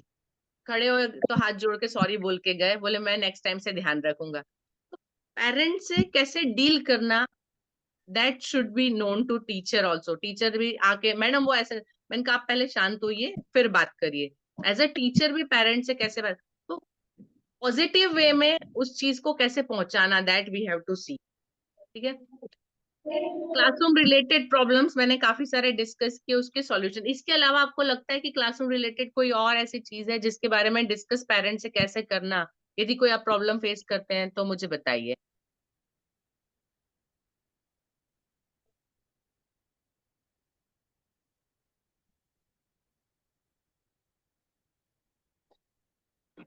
आपको लगता है आपके सारे जो प्रॉब्लम थे सारे मैंने इसमें ले लिए? कोई चीज है जो छूटती है जिसके बारे में डिस्कस कर सकते हैं?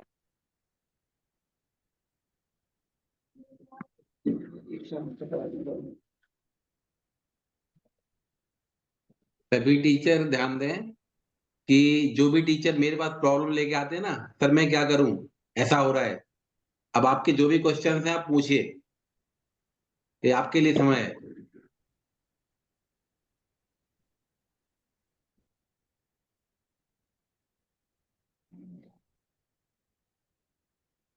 जी बताइए। मैम मेरे यहाँ ऐसा होता कि पेरेंट्स को मीटिंग में बुलाते तो पेरेंट्स, कुछ पेरेंट्स तो आते ही नहीं है। कॉल भी करा उनको कितने बार की कॉल करके बुला ले, तब भी नहीं आते वो लोग तो। 60 स्टूडेंट है, 65 में से 25 पेरेंट्स बस आते हैं, बाकी नहीं आते। कॉल भी करो तब भी नहीं आना। तो आप उनको पर्सनल मीटिंग, पर्सनल टाइम दीजिए, बच्चे को बोल के रखिए कि अभी नेक्स्ट टाइम, ऐसे मेरे भी कुछ पेरेंट हैं तो मैं बच्चे को बताती हूँ कि अभी यदि नेक्स्ट टाइम आपके पेरेंट नहीं आए तो मैं आपको स्कूल में एंटर नहीं होने दूंगी। नेक्स्ट डे मॉर्निंग में उसको लेके आना कंपलसरी है। बोला है मैम, वो पेरेंट्स खुद भी कॉल किया, पर्सनली कॉल करके बुलाया। नहीं, तब वहां पे आप फिर बच्चे को एक दिन, हार्श लगता है थोड़ा सा, 5 मिनट बाहर खड़ा करिए कि आपके पेरेंट को बुला के, मैंने ये किया, एक पेरेंट को बुला रही थी, नहीं आ रहे थे, 11 बजे जैसे स्कूल शुरू हुई, बच्चे को बुलाया मेरी ऑफिस में, पेरेंट को कॉल किया कि मैं आपके बच्चे को क्लास में नहीं जाने दे रही हूँ क्योंकि मैंने इन्फॉर्मेशन दी थी कि बच्चा आपके साथ आएगा तो क्लास में जाएगा, तो बच्चा क्लास से बाहर है।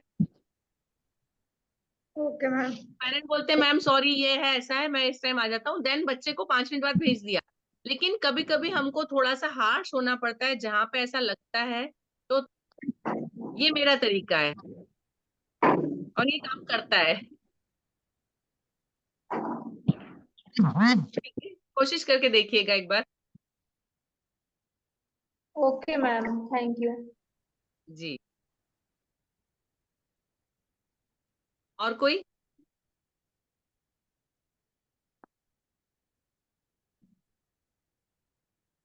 दिलीप जी अब कोई प्रॉब्लम लेके नहीं आएंगे I think.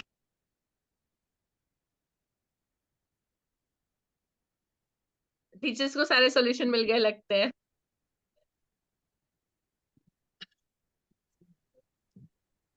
M I right teachers? Ma'am ma'am मेरी क्लास में कुछ मतलब एक दो बच्चे ऐसे हैं जिनके पेरेंट्स बोलते हैं मैं हम लोग जैसे होमवर्क वगैरह करके नहीं आएंगे, उनको बोलेंगे तो वो बोलने लगते हैं कि हम लोग नहीं करवा पाते हैं, तो पापा उनके खेत वगैरह चले जाते हैं और मम्मी पढ़ी लिखी नहीं, तो फिर जी, उनके तो साथ उनको कुछ वो बोलिए, होमवर्क कभी करते ही नहीं है, बहुत कम करके लाते हैं। नहीं नहीं देखिए, ऐसे में उनको बताना पड़ेगा, समझाना पड़ेगा कि होमवर्क कंपलसरी है।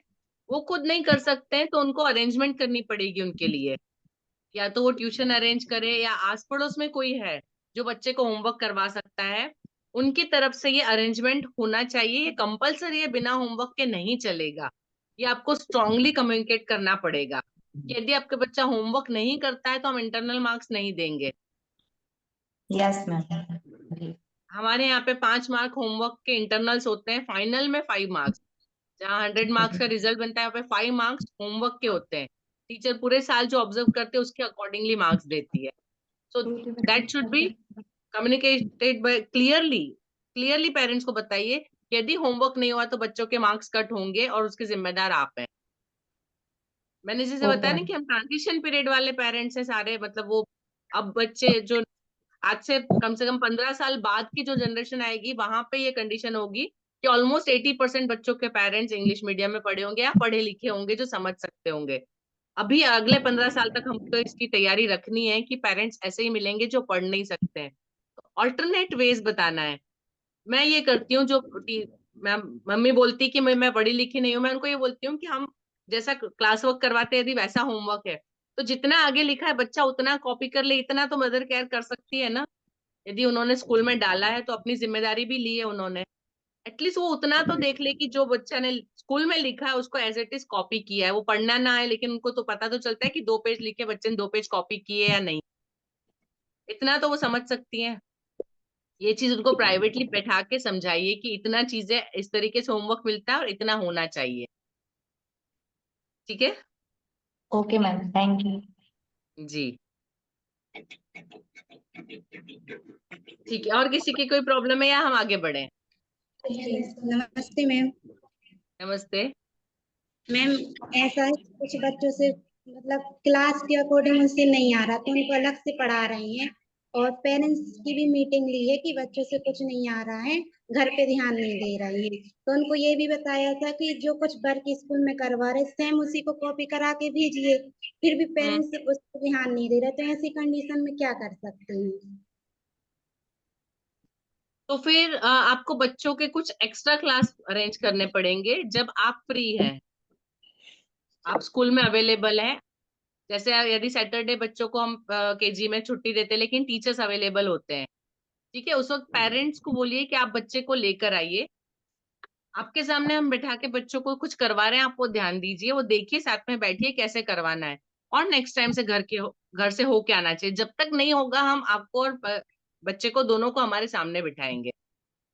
पेरेंट्स के पास रोज इतनी फुर्सत नहीं है कि स्कूल में आके बैठेंगे, और वहां आके बैठना उनके लिए भी एक तरीके से इंसल्टिंग होगा कि बाकी बच्चों को नहीं बुलाया, मेरे ही बच्चे को बुला के मुझे बिठा के करवा रहे हैं।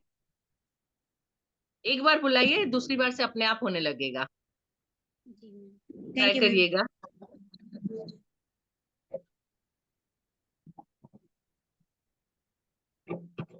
ठीक है, चलिए तो हम नेक्स्ट पे चलते हैं। अभी इसके बाद अभिभावकों से हमने पढ़ाई में कर लिया बच्चों की इसके बारे में, इसके अलावा हम पेरेंट्स की जो हेल्प है वो दूसरी अदर एक्टिविटीज में भी ले सकते हैं। I think last year Dilip ji स्वच्छता अभियान किया था, रैली वगैरह किया था, right? Last year, last to last year Deepak ji के साथ मिलके स्वच्छता रैली वगैरह की थी।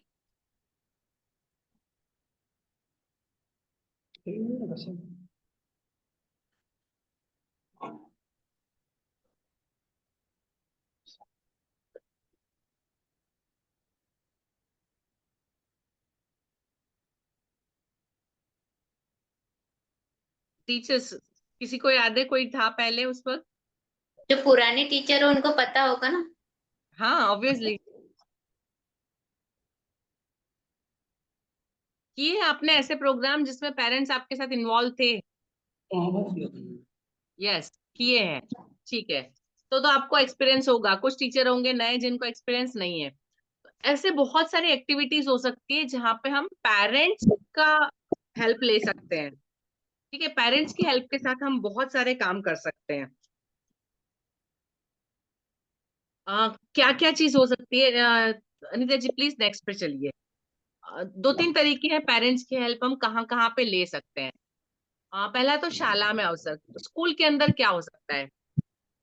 कक्षा सहायता। कक्षा सहायता कैसे? क्लासरूम के अंदर नहीं बुलाना, लेकिन आपके बच्चों को हैंडल करने के लिए। मैं बड़ौदा रहती थी, वहां पे एक स्कूल था, उस स्कूल में नियम था पेरेंट्स की रिसेस ड्यूटी लगती थी। बहुत बड़ा ग्राउंड था स्कूल के बाहर, पूरे रिसेस में बच्चे वहां खेलते, क्योंकि रिसेस टाइम ऐसा होता है कि जब टीचर अपना नाश्ता लेते हैं, सुबह से आइए, टीचर के पास भी वही 15 मिनट 20 मिनट होते हैं। ठीक है, तो वहां पेरेंट्स की ड्यूटी लगाते थे वो।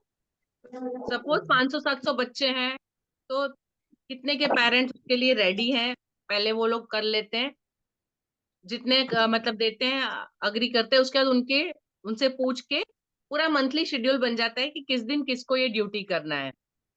मेरे जो नेबर थे वो अपने बच्चे के स्कूल में ड्यूटी के लिए जाते थे, तो ऐसा होता है कि इस हफ्ते की ये 2 दिन इनको दिए हैं, एक के बाद एक बारी से ऐसे ड्यूटी चलती है।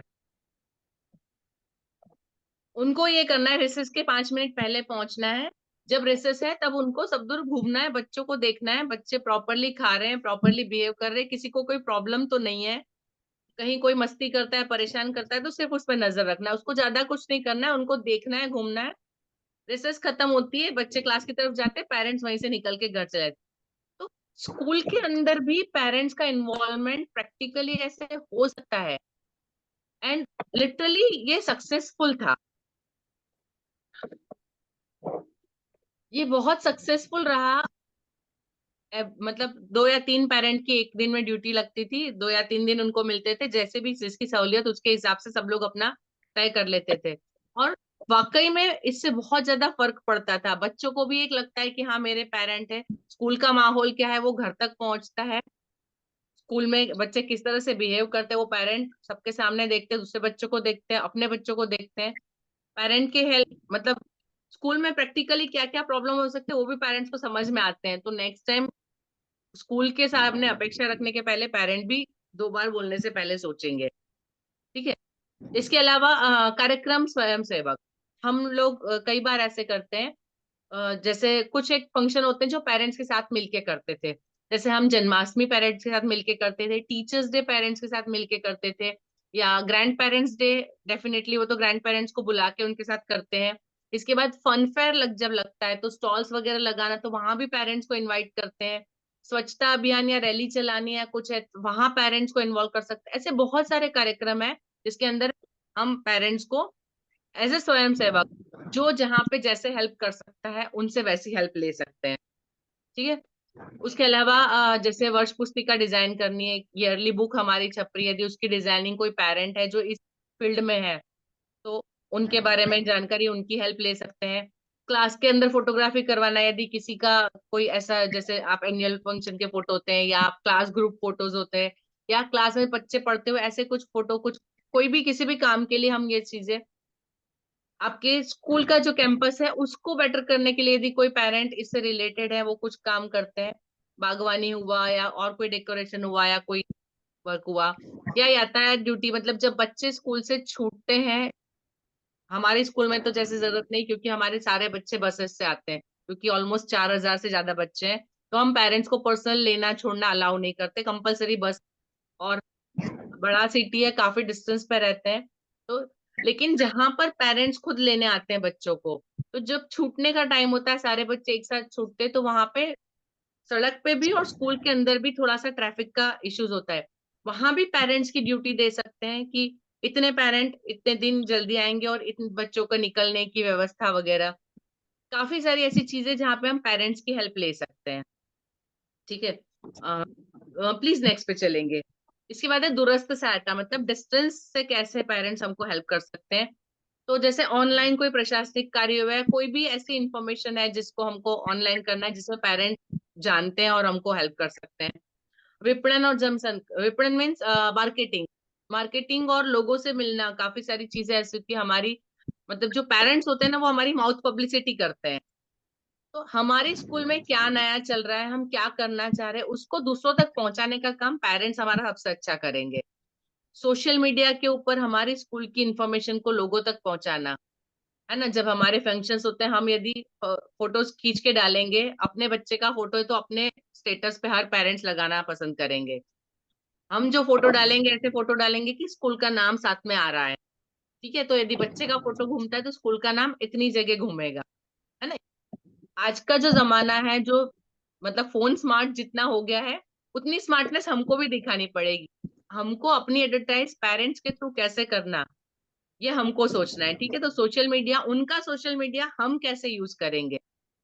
फील्ड ट्रिप योजना बनानी है आपको, कहीं पे फील्ड ट्रिप में के अंदर ये होता है, जैसे कोई बैंक की विजिट हो गई, कोई पोस्ट ऑफिस की विजिट हो गई, कोई स्पेशल सिटीज, जैसे हमारे यहाँ पे होता है कि एक पूरे सिटी बनते हैं, कॉलोनी मतलब पूरा सिटी होता है, उसके अंदर सब सारी सुविधाएं होती है, तो कई बार हम बच्चों को ट्रिप दिखाने के लिए वहां भी, कुछ पेरेंट्स ऐसे हैं, कोई किसी हॉस्पिटल में या कोई किसी कोर्ट में या वहां वर्क करते हैं, वहां से किसी की कोई फैक्ट्री है, दे कैन हेल्प अस कि हम अपने बच्चों को वहां उनके वहां पे फील्ड ट्रिप के लिए ले जाएं। तो ये इन सारी चीजों के लिए आपको जो जानकारी है वो पहले से इकट्ठी करके रखनी पड़ेगी कि कौन आपको कहाँ पे कैसे यूज में आ सकता है। एज अ टीचर बच्चों के साथ जब आप इंटरेक्शन करते तब पता चलता है, बच्चा होता है मेरे पापा तो ये है, मेरे पापा वो करते हैं। सुनना चाहिए, आपके काम में कभी ना कभी आ सकते हैं वो लोग, तो हम उनकी हेल्प ले सकते हैं। ठीक है। उसके अलावा वस्तुगत दान, मतलब ये चीजें ऐसी होती है कि इट इज नॉट कि हम उनसे कोई रिश्वत ले रहे हैं कोई ये, लेकिन पेरेंट्स का इन्वॉल्वमेंट जब किसी और तरीके से स्कूल में होता है तो बहुत सारे फर्क पड़ते हैं स्कूल के लिए भी। तो जैसे कोई आयोजन है, वहां पे नाश्ता या फूड पैकेट प्रोवाइड करना यदि कुछ पेरेंट्स चाहते हैं, या क्लास के लिए कुछ सामग्री पेरेंट्स देना चाहते हैं बच्चों के लिए या टीचर के क्लास में यूज हो सके, या जैसे कोई गेम वगैरह बन रही है, कोई बच्चे खेलने जा रहे हैं कहीं पे, डिस्ट्रिक्ट लेवल हो गया या स्टेट लेवल हो गया, स्कूल के बच्चे यदि टीम से जा रहे हैं तो उनके लिए स्पेशल टी शर्ट्स बनती है। आपने सबने देखा है जैसे क्रिकेट मैच हम जब देखते हैं तो उनके यहाँ पे कोई एक कंपनी का लोगो लगा है, यहाँ पे कोई और कंपनी का लोगो लगा है। वहां क्या होता है, उनकी कंपनी का लोगो हम एक स्लीव पे लगा दें, पीछे हमारे बच्चे का नाम हो, आगे स्कूल का लोगो टी शर्ट पे, उस टी शर्ट का कॉस्ट वो पेरेंट ले, है ना, उनकी कंपनी की एडवर्टाइज हो रही है, हमको बच्चों के लिए सेम टी शर्ट मिल रही है, यूनिफॉर्म टी शर्ट। बच्चे प्ले करने जा रहे हैं, वो क्यों देंगे, क्योंकि बच्चे स्कूल से बाहर किसी और दूसरी 10-15 स्कूल जहाँ पे पार्टिसिपेट कर रही बच्चे वहां जा रहे हैं। ये एक तरीका होता है मतलब मार्केटिंग का, तो इस तरीके से भी हम पेरेंट्स की हेल्प ले सकते हैं। आप लोग ये सोच रहे होंगे कि ये काम देखना स्कूल ओनर्स का काम है, you must be thinking that. लेकिन एक बात बताऊं, स्कूल ओनर की आंखें और मुंह और कान टीचर्स होते हैं, है ना। उनकी जरूरत पेरेंट्स तक पहुंचाना, पेरेंट्स का हेल्प स्कूल ओनर तक पहुंचाना, इनके बीच में कम्युनिकेशन और जो मतलब वो है, वो सीधी आप है, टीचर्स है। आपको इसलिए बता रही हूँ कि किसके पेरेंट क्या कर सकते हैं। हमारे यहाँ टीचर्स को इंस्ट्रक्शन है, आपको पता होना चाहिए किसके पेरेंट्स डॉक्टर है ना, ताकि हमको जब कभी जरूरत पड़ती है स्कूल में, कभी कोई मतलब कोई मेडिकल कैंप करना है या कुछ करना है, पेरेंट्स क्या होता है जनरली इंटरेस्टेड होते हैं कि बच्चे के स्कूल में हम कुछ करें, ऑलवेज उनका एक इंटरेस्ट होता है। तो बहुत सारी ऐसी अलग अलग चीजें होती हैं। मैं जब लास्ट स्कूल में थी वहां पे एक मतलब मैं पर्सनली जानती थी वो बच्चा, काफी फर्स्ट से एडमिशन मैंने दिया था, उसकी काफी सारी प्रॉब्लम्स को मैंने सॉल्व किया था, तो मैं पेरेंट को जानती थी, पेरेंट राजस्थानी थे, और वो उनका अपना रसोईया मतलब शादी वगैरह में जो कॉन्ट्रैक्ट से खाना बनाने का काम था। जब हम स्कूल का फंक्शन कर रहे थे और जब वहां जरूरत पड़ी, कुछ पूजा वगैरह थी, तो उसका काफी सारा प्रसाद 800 लोगों के लिए बनाना था। तो तब मेरे प्रिंसिपल बोलते हैं हम ये क्या करेंगे, तो मैंने बताया कि हमारे एक पेरेंट है। इससे क्या होता है, वो पेरेंट को बुलाया गया, पेरेंट्स को क्योंकि मेरे बच्चे के स्कूल में करना है, तो उन्होंने अपना काम बहुत अच्छे से किया, खर्चा काफी कम लिया, उनको भी खुशी होती है, स्कूल का भी फायदा होता है। तो एज अ टीचर आप इनके बीच में कड़ी बन सकते हैं। ठीक है। तो आपको पता होना चाहिए कि कौन से पेरेंट किस टाइम पे कैसे हेल्प कर सकेंगे। तो हम ये वस्तुगत दान भी उन लोगों से ले सकते हैं। ठीक है। अभी मैंने काफी सारे ऐसे प्रोग्राम के बारे में आपसे बात की। अभी इन प्रोग्रामों को प्रैक्टिकली कैसे करना, एज अ टीचर हमारी क्या ड्यूटी आती है, हम इसको कैसे मैनेज करेंगे, मैं थोड़ा सा आपको बताना चाहूंगी। प्लीज नेक्स्ट पे चलेंगे। कोई विशेष कार्यक्रम का आयोजन करना, जैसे हम फन फेयर कर रहे हैं, या कोई सामाजिक या कोई धार्मिक हम तैयारी कर रहे हैं, उसके अंदर उनकी हेल्प चाहिए। ठीक है। या कोई स्पेशल डे मना रहे हैं, उसमें मैम पेरेंट्स आपका की हेल्प वॉइस चाहिए, क्लियर मेडिकल नहीं है। चेकअप। सॉरी,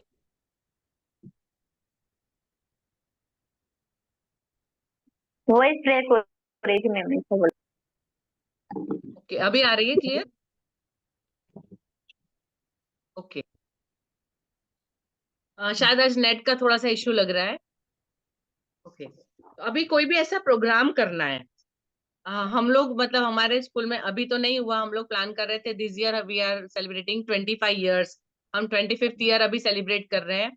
तो हम इस बार जो मतलब प्रोग्राम है हमारा, अभी हमने तय किया था कि एक क्रिकेट मैच पेरेंट्स का रखेंगे, बट क्योंकि हमारा मतलब शेड्यूल में वो मतलब ग्राउंड उस दिन खाली नहीं हो पा रहा है, प्रैक्टिकली पॉसिबल नहीं हो रहा है, सो वी हैव स्किप्ड। तो इसके अलावा हमने बच्चों के साथ काफी सारे दूसरी एक्टिविटीज अरेंज कर ली है।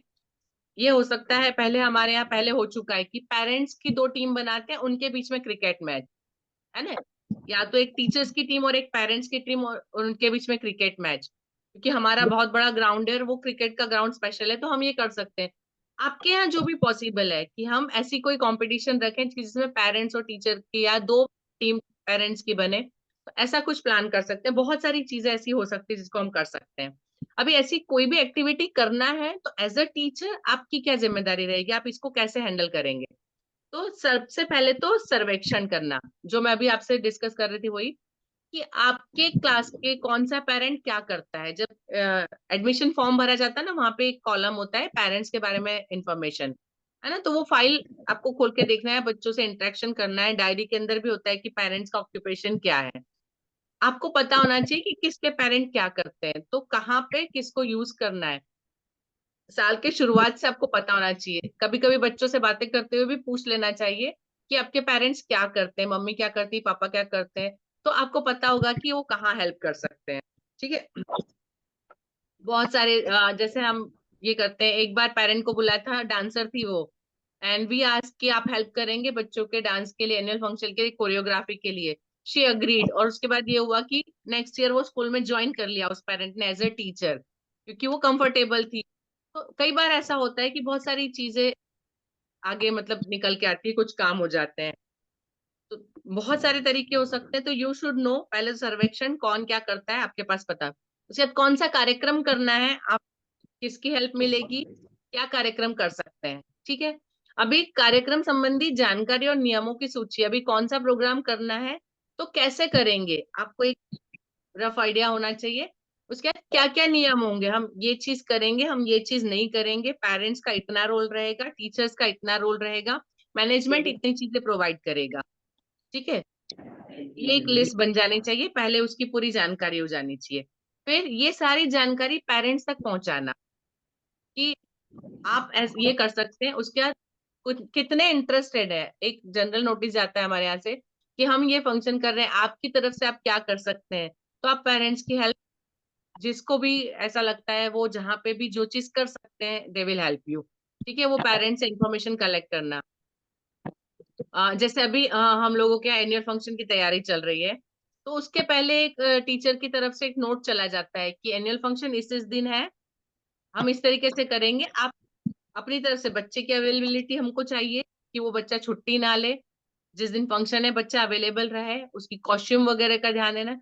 तो सारी इन्फॉर्मेशन बच्चे को, पेरेंट्स को पहले मिल जाती है, तो वो उसके हिसाब से हमको हेल्प कर सकते हैं।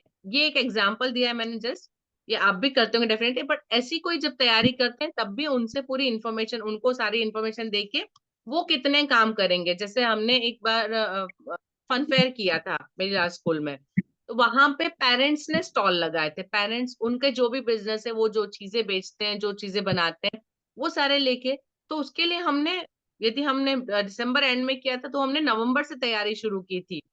उसकी इन्फॉर्मेशन नोटिस सबसे पहले देना, फिर एक डेट दे के उनसे कलेक्ट करना है कि कौन कौन स्टॉल लेने में इंटरेस्टेड है, उनसे मनी कलेक्ट करना, किस चीज का रखेंगे, सारी इन्फॉर्मेशन, क्या क्या रूल्स है।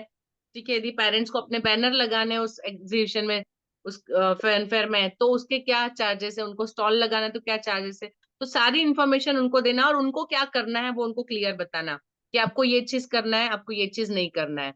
हम वहाँ पे ये करते, इवन कुकिंग कंपटीशन करते थे हम, मतलब 6 to 12 के लिए, तो वहाँ पेरेंट्स को बुलाते थे। जब कुकिंग कंपटीशन चलती तब पेरेंट आते, लेकिन एक एरिया तय होता था कि पेरेंट इसके बाहर खड़े होके देखेंगे।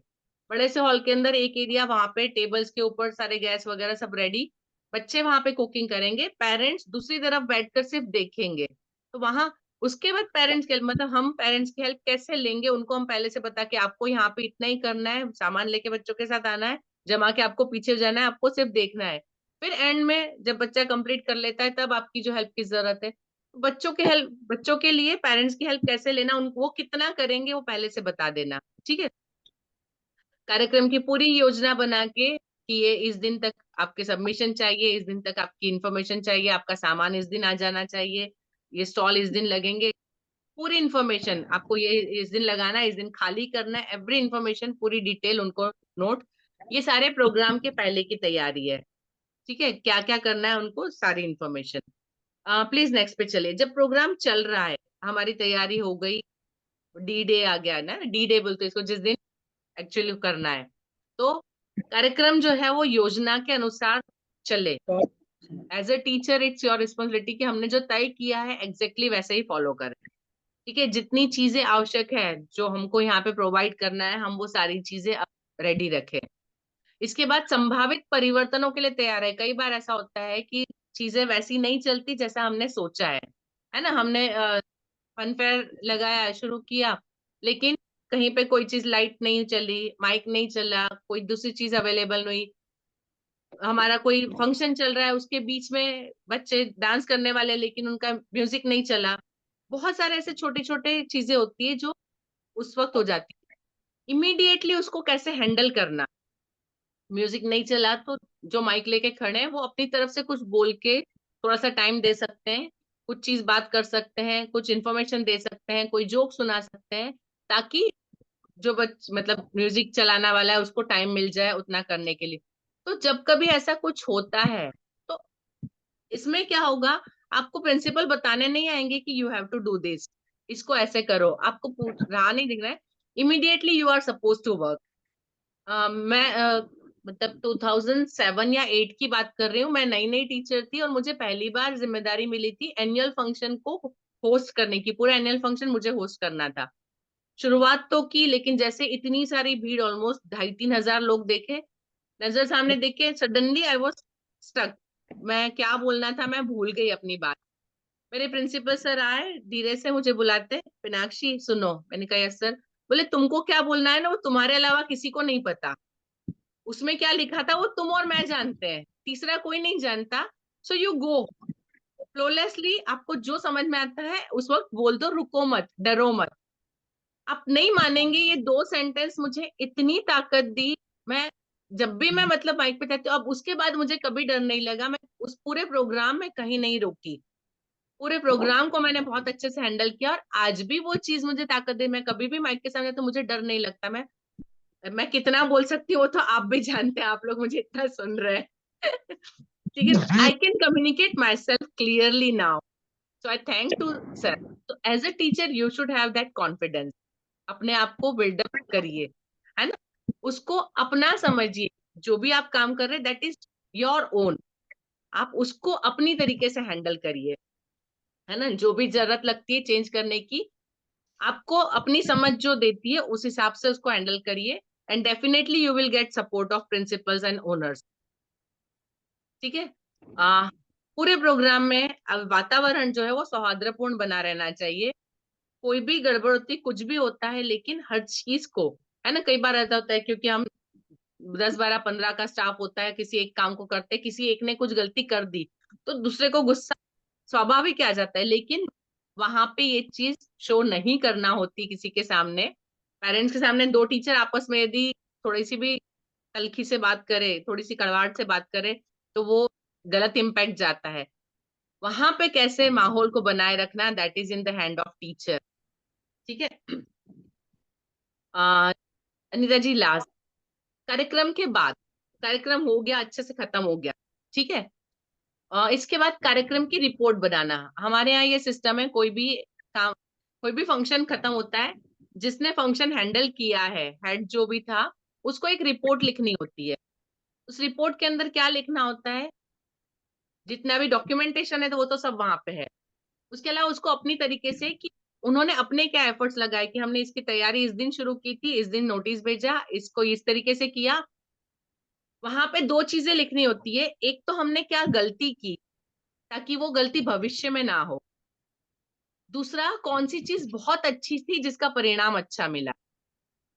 ये रिपोर्ट में ये 2 चीजें जरूर होना चाहिए, ताकि दूसरे साल जब कोई दूसरी टीचर इस चीज को हैंडल कर रही है और वो फाइल देखे। मेरे यहाँ ये होता है, हर साल एक्टिविटी इंचार्जेस बदल जाते हैं, पिछले साल की फाइल मैं उनको देती हूँ कि लास्ट ईयर की फाइल आप पकड़ो, उसके अंदर टीचर ने जो पिछले साल में फंक्शन किए थे, जो गलतियां हुई तो लिखी होती कि ये नहीं करना नेक्स्ट टाइम, ये चीज करना नेक्स्ट टाइम, तो वो अगले के लिए बहुत हेल्पफुल होती है। ठीक है, तो एज अ टीचर आपको रिपोर्ट जरूर तैयार करना चाहिए।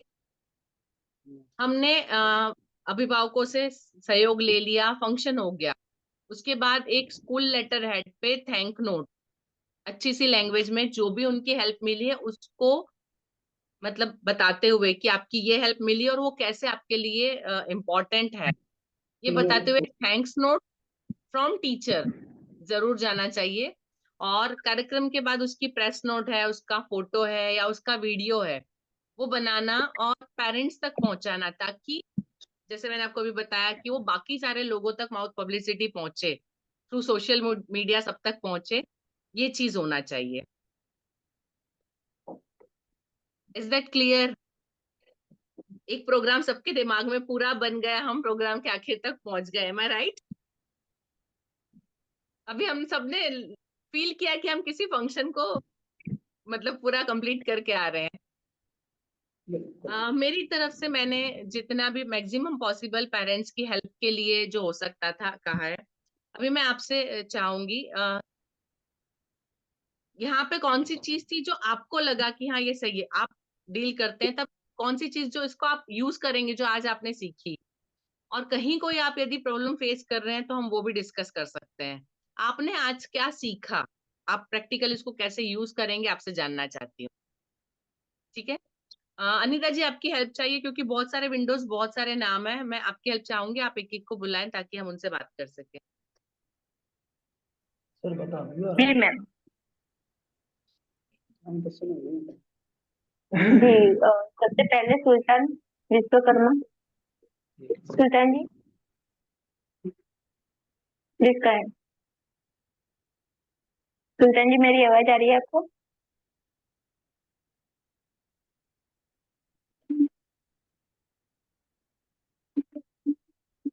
सुल्तान विश्वकर्मा प्लीज अपना कैमरा ऑन करें। देखिए हमारे पास टाइम बहुत कम है और हमें सभी से अपना आउटपुट लेना है। अंकिता नेहा। Ma'am Ankita Neha ji sir. मैं उन्हें देख रहा हूँ कैमरे में, शायद उनके साथ कोई टेक्निकल प्रॉब्लम है। वो आपकी बात सुन पा रहे हैं लेकिन वो अपना जवाब नहीं दे पा रहे हैं, हम नहीं सुन पा रहे उनको। अनम्यूट करिए सुल्तान जी। अंकिता नेहा। नमस्ते मैम। जी जी नमस्ते। सबसे पहले तो ये बात अच्छी लगी कि पहले हम लोग मतलब एग्जाम के बाद मीटिंग करते थे, पेरेंट्स से पहले नहीं करते थे, लेकिन अब जी एग्जाम होने के बाद पेरेंट्स से मीटिंग करेंगे। मतलब जो बच्चे राइटिंग करते या उनसे कुछ आता नहीं है तो पहले मीटिंग करेंगे, उनको उनके बारे में बताएंगे। जी नमस्ते मैम। जी नमस्ते मैम। धन्यवाद। नमस्ते। जो ये कि बच्चों को किस प्रकार से उनके पेरेंट्स को बात करनी चाहिए और टीचर को पर्सनली उनको बात करनी चाहिए, और कैसे उनसे मतलब बच्चे को अलग करके उनसे समझाना चाहिए, ये सब। जी बढ़िया।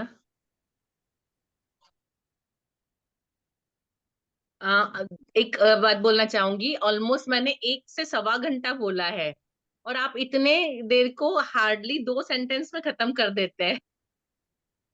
प्लीज थोड़ा सा एलोबरेट करके बताइए।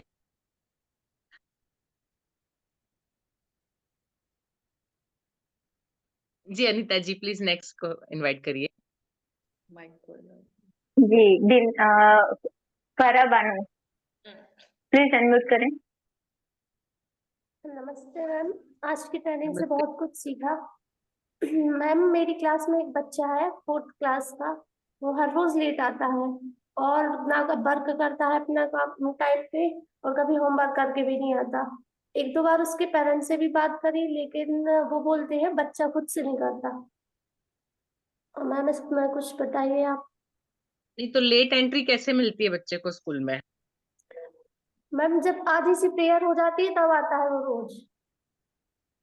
उसको एक आध बार पेरेंट्स को वापस भेजिए, they should ma'am understand. Parents को कॉल किया है लेकिन वो बोलते हैं कि वो खुद से लेता था रोज। नहीं नहीं, हमारे यहाँ पे नियम है, टाइम हो गया उसके बाद एंट्री नहीं मिलेगी तो नहीं, वो एक बार वापस भेजोगे तो दूसरी बार अपने आप आएगा। मुझे एक चीज याद आई है, उत्तम संस्कार शायद आप लोगों को लिस्ट दी गई थी, राइट? मैम देखा उत्तम नहीं। संस्कार के बारे में आप उसके लिए करते हैं, ये चीज उसमें आएगी। समय पे पहुंचना, ये एक बेसिक नीड्स है किसी भी इंसान के लिए। ये चीज पेरेंट्स को भी समझानी पड़ेगी। जी मैम। स्ट्रिक्टली इसके लिए एक्शन लेने चाहिए। आई डोंट अग्री, मैं नहीं अलाउ करती हूँ। जी मैम। और जी मैम इसके अलावा भी बहुत कुछ सीखा, जैसे अगर बच्चे के साथ कोई प्रॉब्लम है तो उसको पेरेंट्स से बताएं, उनको उनका सजेशन लें कि वो अपने बच्चे के साथ कैसे डील करें, और उनके होमवर्क वगैरह अगर जैसे नहीं करके आते हैं तो उनको बताना चाहिए। जी और कोई भी फंक्शन हो रहा है तो उसमें पेरेंट्स की कैसे हेल्प लें। ठीक है, जी thank you. Thank you ma'am. Okay. आपके तेजा साथ में कौन है? मंसूरी। तेजा। नमस्ते मैम, आज की मीटिंग में हमने बहुत कुछ सीखा, जैसे कि हम बच्चों को पढ़ाते हैं तो उस समय पे हमें एक डायरी पेन अपने साथ में रखना चाहिए और देखना चाहिए कि वो क्या कर रहे हैं, कौन राइट करता है, पढ़ता है या नहीं पढ़ता है। और उसके बाद मीटिंग करनी चाहिए और उनके पेरेंट्स को बताना चाहिए कि आपके बच्चे ऐसा करते हैं। और जैसे कि मतलब पढ़ाते हैं अपन, तो मतलब ये जिम्मेदारी सिर्फ टीचर की नहीं है, उनके पेरेंट्स की भी है। कोई बच्चा अपना वर्क नहीं करता है तो इसके बारे में हमें पेरेंट्स को ही बताना चाहिए। और जो पेरेंट्स नहीं पढ़े हैं, जैसे वो अपने बच्चों का वर्क नहीं करवा पाते हैं, तो हमें उनको बताना चाहिए कि ये बच्चों का वर्क कैसे करवाएं।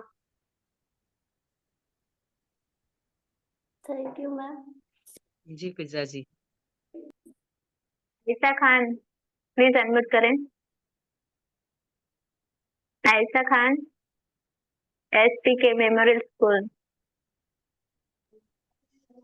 जी मैम, आज आपसे जी बहुत कुछ सीखा। ऐसा क्या, सारे पॉइंट बता दीजिए। आज मैम ने कितने पॉइंट अपन को डिस्कस किए। सर सबसे पहले तो जनरल मीटिंग के बारे में सीखा कि साल के शुरू में जनरल मीटिंग होना चाहिए।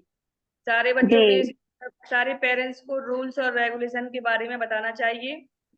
और मतलब स्कूल में क्या क्या किस टाइम पे अवेलेबल होना, मतलब नोटबुक के बारे में, बच्चों की यूनिफॉर्म के बारे में, ये सब कुछ बताना चाहिए।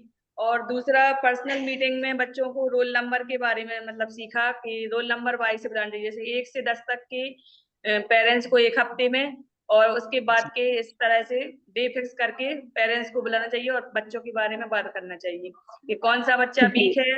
और मतलब डेली चेक करना चाहिए कि किस बच्चे में क्या कमी है, तो डायरी में नोट करना चाहिए। और जब भी पेरेंट्स से मीटिंग हो तो उनके बारे में बताना चाहिए। वेरी और गुड आयशा जी। और कार्यक्रम मतलब कुछ भी, मतलब अभिभावकों के सहयोग के बारे में भी सीखा है।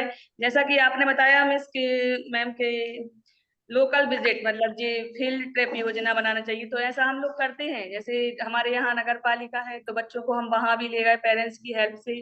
और तहसील है तो पिछले साल ले गए थे हम लोग, बचपन पिछले वर्ष बच्चों को। जी और थाना मतलब पुलिस स्टेशन के बारे में बच्चों को, प्री प्राइमरी के बच्चों को घुमाने ले गए थे लोकल विजिट में, जी तो मैंने बच्चों को देखे आपकी फोटो। जी बहुत कुछ बताया बच्चों को वहां, मतलब पुलिस में कि कहाँ पर कैदियों को जी कैद करते हैं, कहाँ पर मतलब रिपोर्ट लिखाई जाती है, कहाँ पर FIR कटवाई जाती है, सब कुछ पुलिस स्टेशन में ही बताया।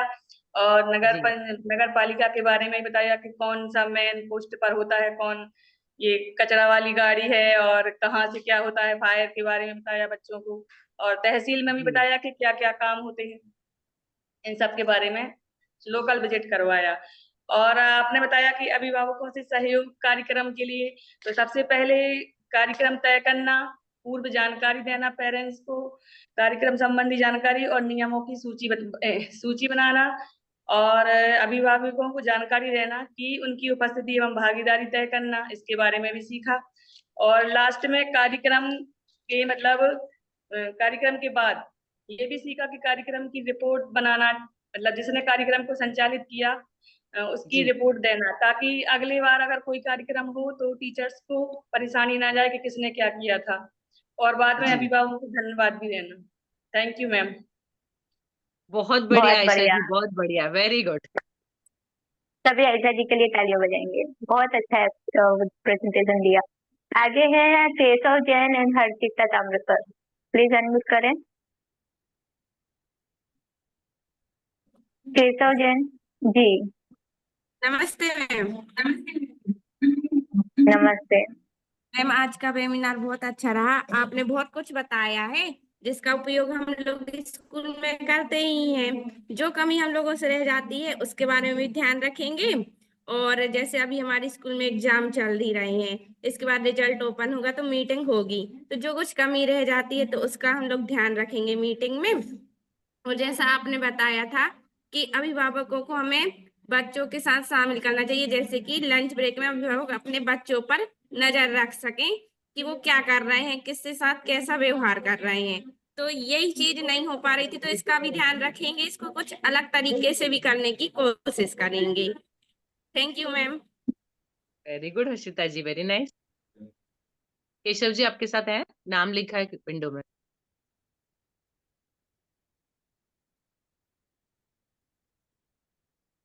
केशव जी प्लीज जल्दी करें।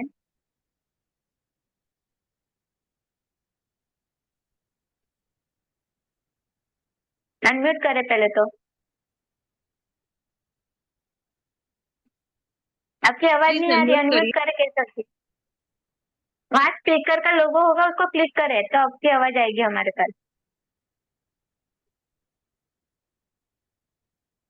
आपके मोबाइल में स्पीकर का लोगो होगा नीचे, उसको क्लिक करेंगे तो अनम्यूट हो जाएंगे। हाँ जी।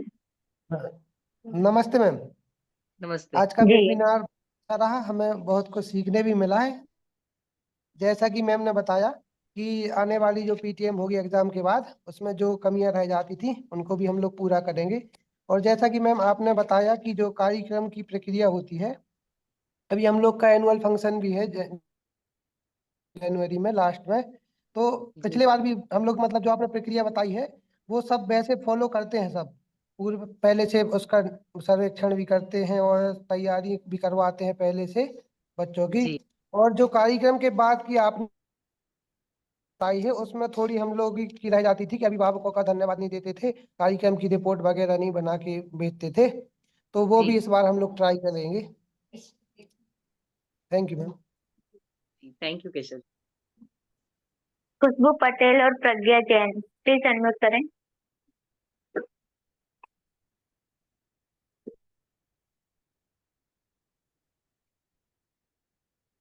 खुशबू जी प्लीज अनम्यूट करें। प्रज्ञा जैन, खुशबू पटेल और प्रज्ञा जैन, जी नमस्ते बोलिए। मैम। नमस्ते। नमस्ते। जैसे मैम आपने बताया कि इस स्कूल के स्टार्टिंग डेज में पेरेंट्स से मीटिंग करना है, तो ये हमारे स्कूल में होता है पेरेंटिंग सेमिनार, जिसमें पहले से ही सब कुछ बता दिया जाता है जो साल भर में होना है, और उसका एक कैलेंडर भी तैयार किया जाता है जिसमें जो भी साल भर में जो कार्यक्रम होने हैं वो उसमें सब कुछ रहते हैं, और वो बच्चों के पास भी रहता है, वो सबको दिया जाता है। जी थैंक यू मैम। जी प्रज्ञा प्रज्ञा जैन,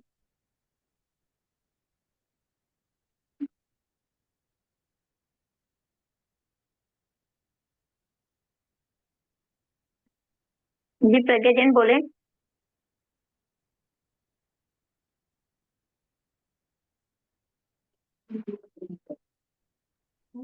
नमस्ते मैम। प्रज्ञा जैन, नमस्ते। नम- जैसे कि मैम आपने बताया है कि पेरेंट्सों के लिए पहले से इन्वॉल्व कैसे करें, तो जैसे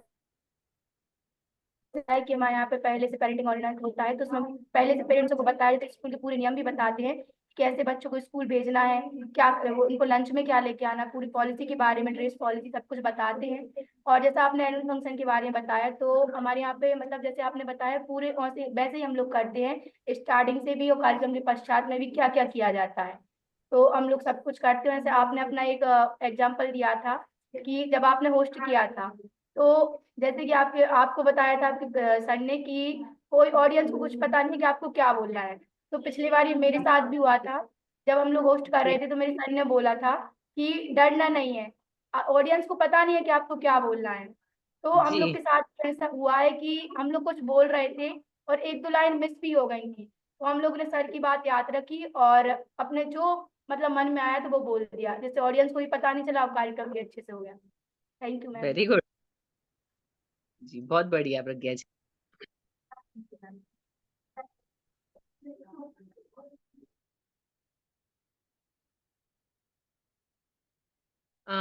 अनीता जी अनम्यूट करिए आप प्लीज। खुशबू उपाध्याय।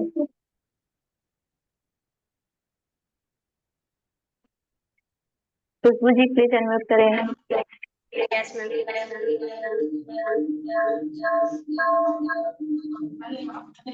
नमस्ते मैम। नमस्ते। नमस्ते मैम।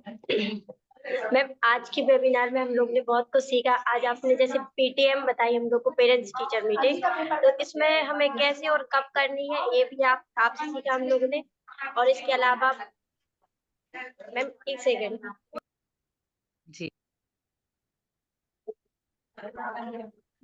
फिर इसके अलावा मैम हमें अभिभावकों से जब हम मीटिंग करते हैं तो हमें उनसे किस तरह से बात करनी चाहिए। इसके अलावा हमें अभिभावकों की हर एक व्यवसाय के बारे में पता होना चाहिए कि उनका व्यवसाय क्या है। अगर वो हमारे साथ मीटिंग स्कूल में मीटिंग कर रहे हैं तो हमें उनके हर मतलब उनका पूरा उनका ऐसा मतलब व्यवसाय पता होना चाहिए। अगर हम बच्चों को सिखा रहे हैं, जो शिक्षण हम लोग स्कूल में करवा रहे हैं, वो पेरेंट्स को भी पता होना चाहिए, क्योंकि वो ही पेरेंट्स घर पे उनको करवा सके ताकि उन्हें बच्चों को पढ़ने में परेशानी ना हो। इसके अलावा में हमें पेरेंट्स से बात करते समय विशेष बातों का ध्यान रखना चाहिए। ना तो उनसे हमें तेज आवाज में बोलना चाहिए, उनकी बातों को समझना चाहिए और उन्हें समझाना चाहिए। इसके अलावा और हमारी जिम्मेदारी, टीचर की जिम्मेदारी के साथ साथ पेरेंट्स की भी जिम्मेदारी होती है कि वो अपने बच्चों को उतने ही अच्छे से शिक्षण सिखा सके जो टीचर स्कूल में करवाते हैं, ताकि दोनों एक दूसरे की हेल्प करें और दोनों की मदद हो सके, जिससे बच्चे का भविष्य आगे बढ़े, सुधरे। Thank you ma'am. बहुत बढ़िया खुशबू जी। जी Lokendra sir. Lokendra sir please अपना फीडबैक दें।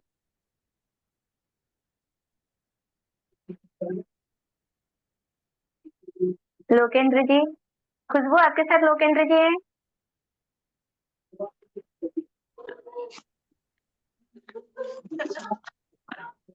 जी मैम नमस्ते। नमस्ते जी, अगर किसी वर्ष हमें एनुअल फंक्शन में या किसी भी फंक्शन में कोई आपके अनुसार बताएगा कि अगर कोई गलती होती है दो टीचर के बीच में, तो वो हमारे बैठे हुए जो पेरेंट्स हैं उन तक न पहुंचे, इसलिए उनको किसी ना किसी चुटकुले में, बातों में या कविता कहानियों के द्वारा उसको हमें छुपा के रखना चाहिए, क्योंकि ये हमारी कमजोरी है जो वहां तक पहुंचेगी। दूसरा आपसे हमने ये सीखा कि अब पेरेंट्स टीचर मीटिंग में जब भी हम बैठते हैं तो हमें ये जरूर पता होना चाहिए कि जो हमारे पेरेंट्स है वो आखिर है क्या, उनकी योग्यता क्या है, ऐसी हमें बात करना है। हो सकता है वो किसान है तो हमें किसान के लेवल पे बात करना है, ये नहीं कि अगर वो एक साधारण किसान है तो बहुत उच्च स्तर की बात करें हम कि उनको समझ ही ना आए। तो ये जानना जरूरी है, जैसा कि आपने बताया कि ये जानना जरूरी है कि जो हमारे पेरेंट्स हैं उनका बैकग्राउंड क्या है, वो कैसे है, किस स्तर से, उनका शैक्षणिक स्तर क्या है, ये सब जानना हमारे लिए जरूरी। Thank you. Thank you Lokendra ji Monika Rashmi. Monika Rashmi please unmute करें।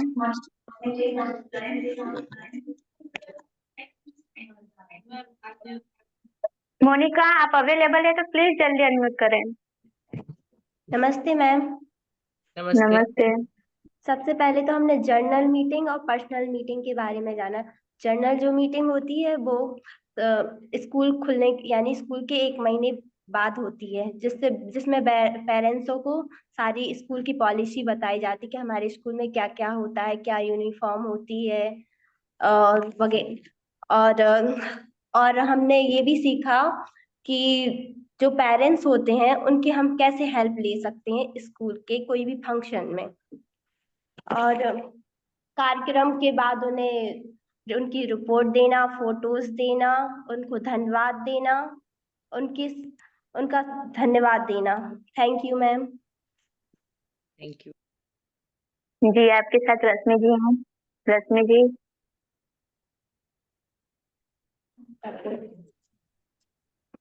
जी नमस्ते मैम। नमस्ते। जी जी जी देखा है कि शुरुआत में जनरल मीटिंग रखना चाहिए, इससे पेरेंट्स को भी पता चले कि बच्चों के लिए अपन को यहाँ पर क्या क्या स्कूल में करवाना है, क्या सब कुछ करवाते हो। जी हमें अच्छा लगा है कि जब बच्चे को वर्क वगैरह दिया जाता है तो पेरेंट्स को अपना कम से कम 1 घंटे या 30 मिनट का टाइम निकाल कर उनका वर्क करवाना चाहिए। यदि अपन नहीं करवाते हैं वहां पर तो बच्चा क्लास में जो कुछ भी होता है वो करके नहीं आता, ना बैठेगा वहां पर, ना कुछ ध्यान देता है। Thank you ma'am. जी जी सन्मति केस पटेरा, जिन्होंने अपना नाम नहीं लिखा है। जय जिनेन्द्र मैम। जय जिनेन्द्र। रक्षा शुक्ला। जी रक्षा जी। जी मैम, आपने जो बताया हुआ है आज के वेबिनार में, ये हमारे सभी शिक्षकों ने आपको बताया हुआ है।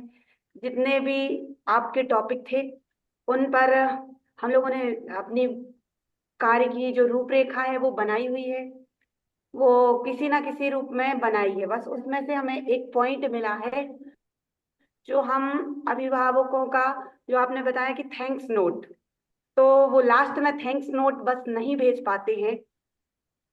तो इसके लिए हम ये नोट कर चुके हैं, थैंक्स नोट भी अब से हमारा जारी रहेगा। आपने पेरेंट्स का इन्वॉल्वमेंट जो बताया है, ये हमारे यहाँ बिग सेलिब्रेशन होता है असेंबली में, तो अभी कोशिश कर रहे हैं पर इसका पूरा नहीं हो पाया। तो जिन पेरेंट्स को हमने देखा हुआ है जो कोई हेल्थ जो डॉक्टर है या कोई किसी भी मतलब जो भी संस्था में काम कर रहे हैं, जिनका जो डिपार्टमेंट है, बच्चों को जैसी शिक्षा की आवश्यकता होती है या जो कहानियां बताई जाती हैं, तो उनके लिए उन पेरेंट्स को इन्वॉल्व किया हुआ है। वो सुबह आते भी हैं, 10 मिनट का अपना 15 मिनट उनके पास जितना टाइम होता है, तो वो बताते हैं बच्चों को, उनको सिखाते हैं कि हम कैसा क्या करें, किस क्षेत्र में जाने के लिए क्या करना चाहिए। तो अभी पूरी तरह से तो ये तैयार नहीं हो पाया है, बाकी बहुत सारे पेरेंट्स आए हुए हैं जिन्होंने ये सब किया है। और आज का जो टॉपिक था अभिभावकों से सहयोग के तरीके, तो वैसे तो सारे अभिभावक ऐसे हैं जो हमारा सहयोग करते हैं, पर कुछ जो हैं नहीं आ पाते हैं या जो जिनका तरीका थोड़ी अलग होता है, रूडली बात करते हैं। तो आपने बताया कैसे डील करें, ठीक उसी प्रकार करेंगे। कभी कभार हो जाता है कि हमको भी जब सामने वाला कुछ हमारी बात को नहीं समझता है पर उल्टा बोलने लगता है या फिर ऐसा कि आप ऐसा नहीं कर पाते हैं, तो लगने लगता है कि अपनी बात को अपने पक्ष में रखें और उनको बताएं कि हम ऐसा ऐसा करते हैं।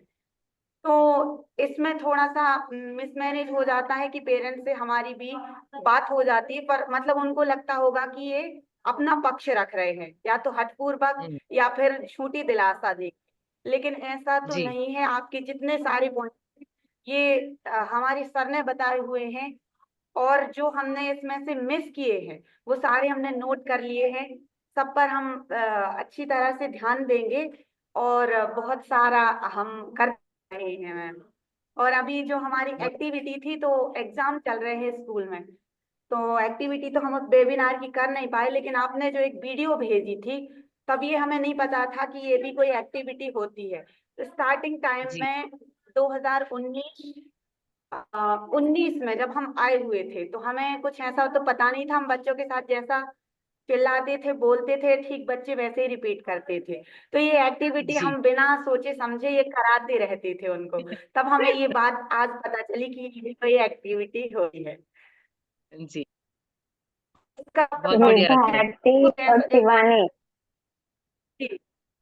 बच्चों को जैसे क्लास में कोई परेशान कर रहे हैं या बात नहीं सुन रहे हैं, तो हम कुछ ऐसा माहौल बना लेते हैं जिससे बच्चे बात सुनने लगते हैं और उससे बहुत सारा मतलब इफेक्ट पड़ता है। जी, बहुत बढ़िया। और जितने सारे हमारे कार्यक्रम होते हैं उनमें हम पेरेंट्स को इन्वॉल्व करते हैं, जैसे हमारी स्वच्छता रैली, बाल मेला और एनुअल फंक्शन। तो हम बहुत सारे ऐसे गेम रखते हैं कि जो पेरेंट्स नहीं भी आते हैं तो गेम के थ्रू आते हैं हमारे कार्यक्रम में, और वो जी इन्वॉल्व भी होते हैं, बहुत अच्छे से खेलते भी हैं और सभी को बताते हैं। तो मतलब पब्लिकली प्रोग्राम हमारा ज्यादा हो जाता है उसमें बच्चों के साथ साथ। और जी इंफॉर्मेशन का ऐसा है कि हमारे स्कूल में जो कैलेंडर बना हुआ है उसमें पूरी साल की इंफॉर्मेशन है, सब कुछ। पेरेंट्स को कहीं का प्लान बनाना है तो वो उसके अकॉर्डिंग बना सकते हैं, या बच्चों का टीचर्स का भी जो जैसा होता है। और जो जी ओरिएंटेशन हुई थी सारी पॉलिसी बताई हुई है, फूड पॉलिसी क्या है, जी ड्रेस कोड पॉलिसी क्या है, जो इस बार से ही स्टार्टिंग की जी है। तो इस पे सबका एग्रीमेंट लिया हुआ है, जिसमें सभी ने बढ़िया। अच्छी महत्वपूर्ण भूमिका निभाई अपनी, और सभी पेरेंट्स इसमें एग्री भी हुए हैं। जी, बहुत बढ़िया रक्षा जी, वेरी नाइस। जी, भारती और शिवानी प्लीज अनम्यूट करें।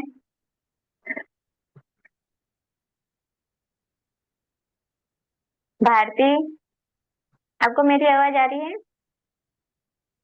वो ट्राई कर रहे हैं। ओके।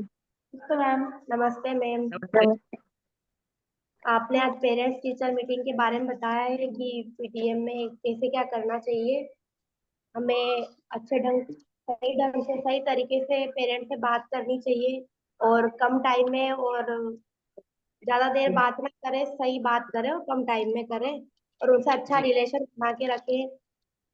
कभी अगर कोई बच्चा वर्क नहीं करके ला रहा है, डेली यही हो रहा है, तो उनके पेरेंट्स को स्कूल में बुला करके अच्छे से वो करें। जी नमस्ते मैम। नमस्ते। जैसा कि आपने मीटिंग का बताया है, तो मीटिंग तो हम लोग रखते हैं पीटीएम, लेकिन जो एग्जाम के पहले नहीं रखते थे, तो अब वो एग्जाम के पहले भी रखेंगे और पेरेंट्स से जी बात करेंगे, और अभिभावक से सही उसी तरीके उनसे मतलब बात करने का उचित तरीका सुनना, क्या जरूरत है उनको। और कार्यक्रम जैसे कोई भी फंक्शन अपन लोग स्कूल में वो कर रहे हैं, तो उसकी मतलब तैयारी तो पहले से बनाते हैं और जी पेरेंट्स को भी बता देते हैं, पर उसका मतलब जो मिस्टेक हो जाती है और वो उसकी कमी हम लोग नहीं लिखते थे, अब वो पहले से डायरी में नोट कर लेंगे, और जो नेक्स्ट जी ईयर फंक्शन करेंगे उसके लिए उसमें अप्लाई करेंगे। ठीक है। अनीता जी, मेरे ख्याल से जो लोग बाकी लोग हैं वो बाद में ग्रुप में अपनी प्रतिक्रिया लिख सकते हैं। हाँ, हम ऐसा करेंगे कि सभी को आज जो वेबिनार मैडम ने सिखाया है, जितने भी पॉइंट बताए, सभी को अपनी वीडियो डालनी है उस पॉइंट पे, कि आपने उस पॉइंट के हिसाब से आपने क्या क्या कैच किया, कितना सीख पाए, है ना? तो कल दोपहर तक सभी के आ जाएंगे, जी तो हम लोगों को भी पता चल जाएगा। आप लोग यानी आपको बोलने का मौका जिस तरह से आप एक्सप्लेन करना चाहते हैं वो ना कर पाए हो, तो अपने वीडियो से आप हमें एक्सप्लेन वीडियो कर से कर सकते हैं। सकते आपको सोचने का भी टाइम मिल जाएगा कि इस पॉइंट पे आपको क्या बोलना है ना? तो कल सभी अपना वीडियो डालेंगे, आज की पीडीएफ हम आपको शेयर कर देंगे, तो आपको देखने पॉइंट भी आपको मिल जाएंगे और आपको हेल्प भी हो जाएगी। ठीक है जी मैम।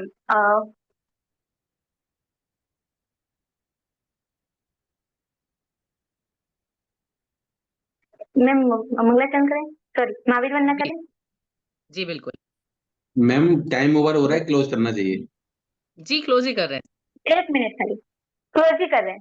जो मोह माया मान मत कर मदन मद वीर है, जो विपुल तीनों बीच में भी ध्यान धारण धीर है, जो तरन तारन भव निवारण भव जल्द के तीत है, वे वंदनीय दीन शंकर स्वयं महावीर है। Thank you so much ma'am. सभी मैम को थैंक थैंक यू। यू बोलेंगे और लीव करके कर लेंगे, ठीक है? Okay ma'am. Okay, thank you. Thank thank you ma'am. Thank you ma'am. Thank you ma'am.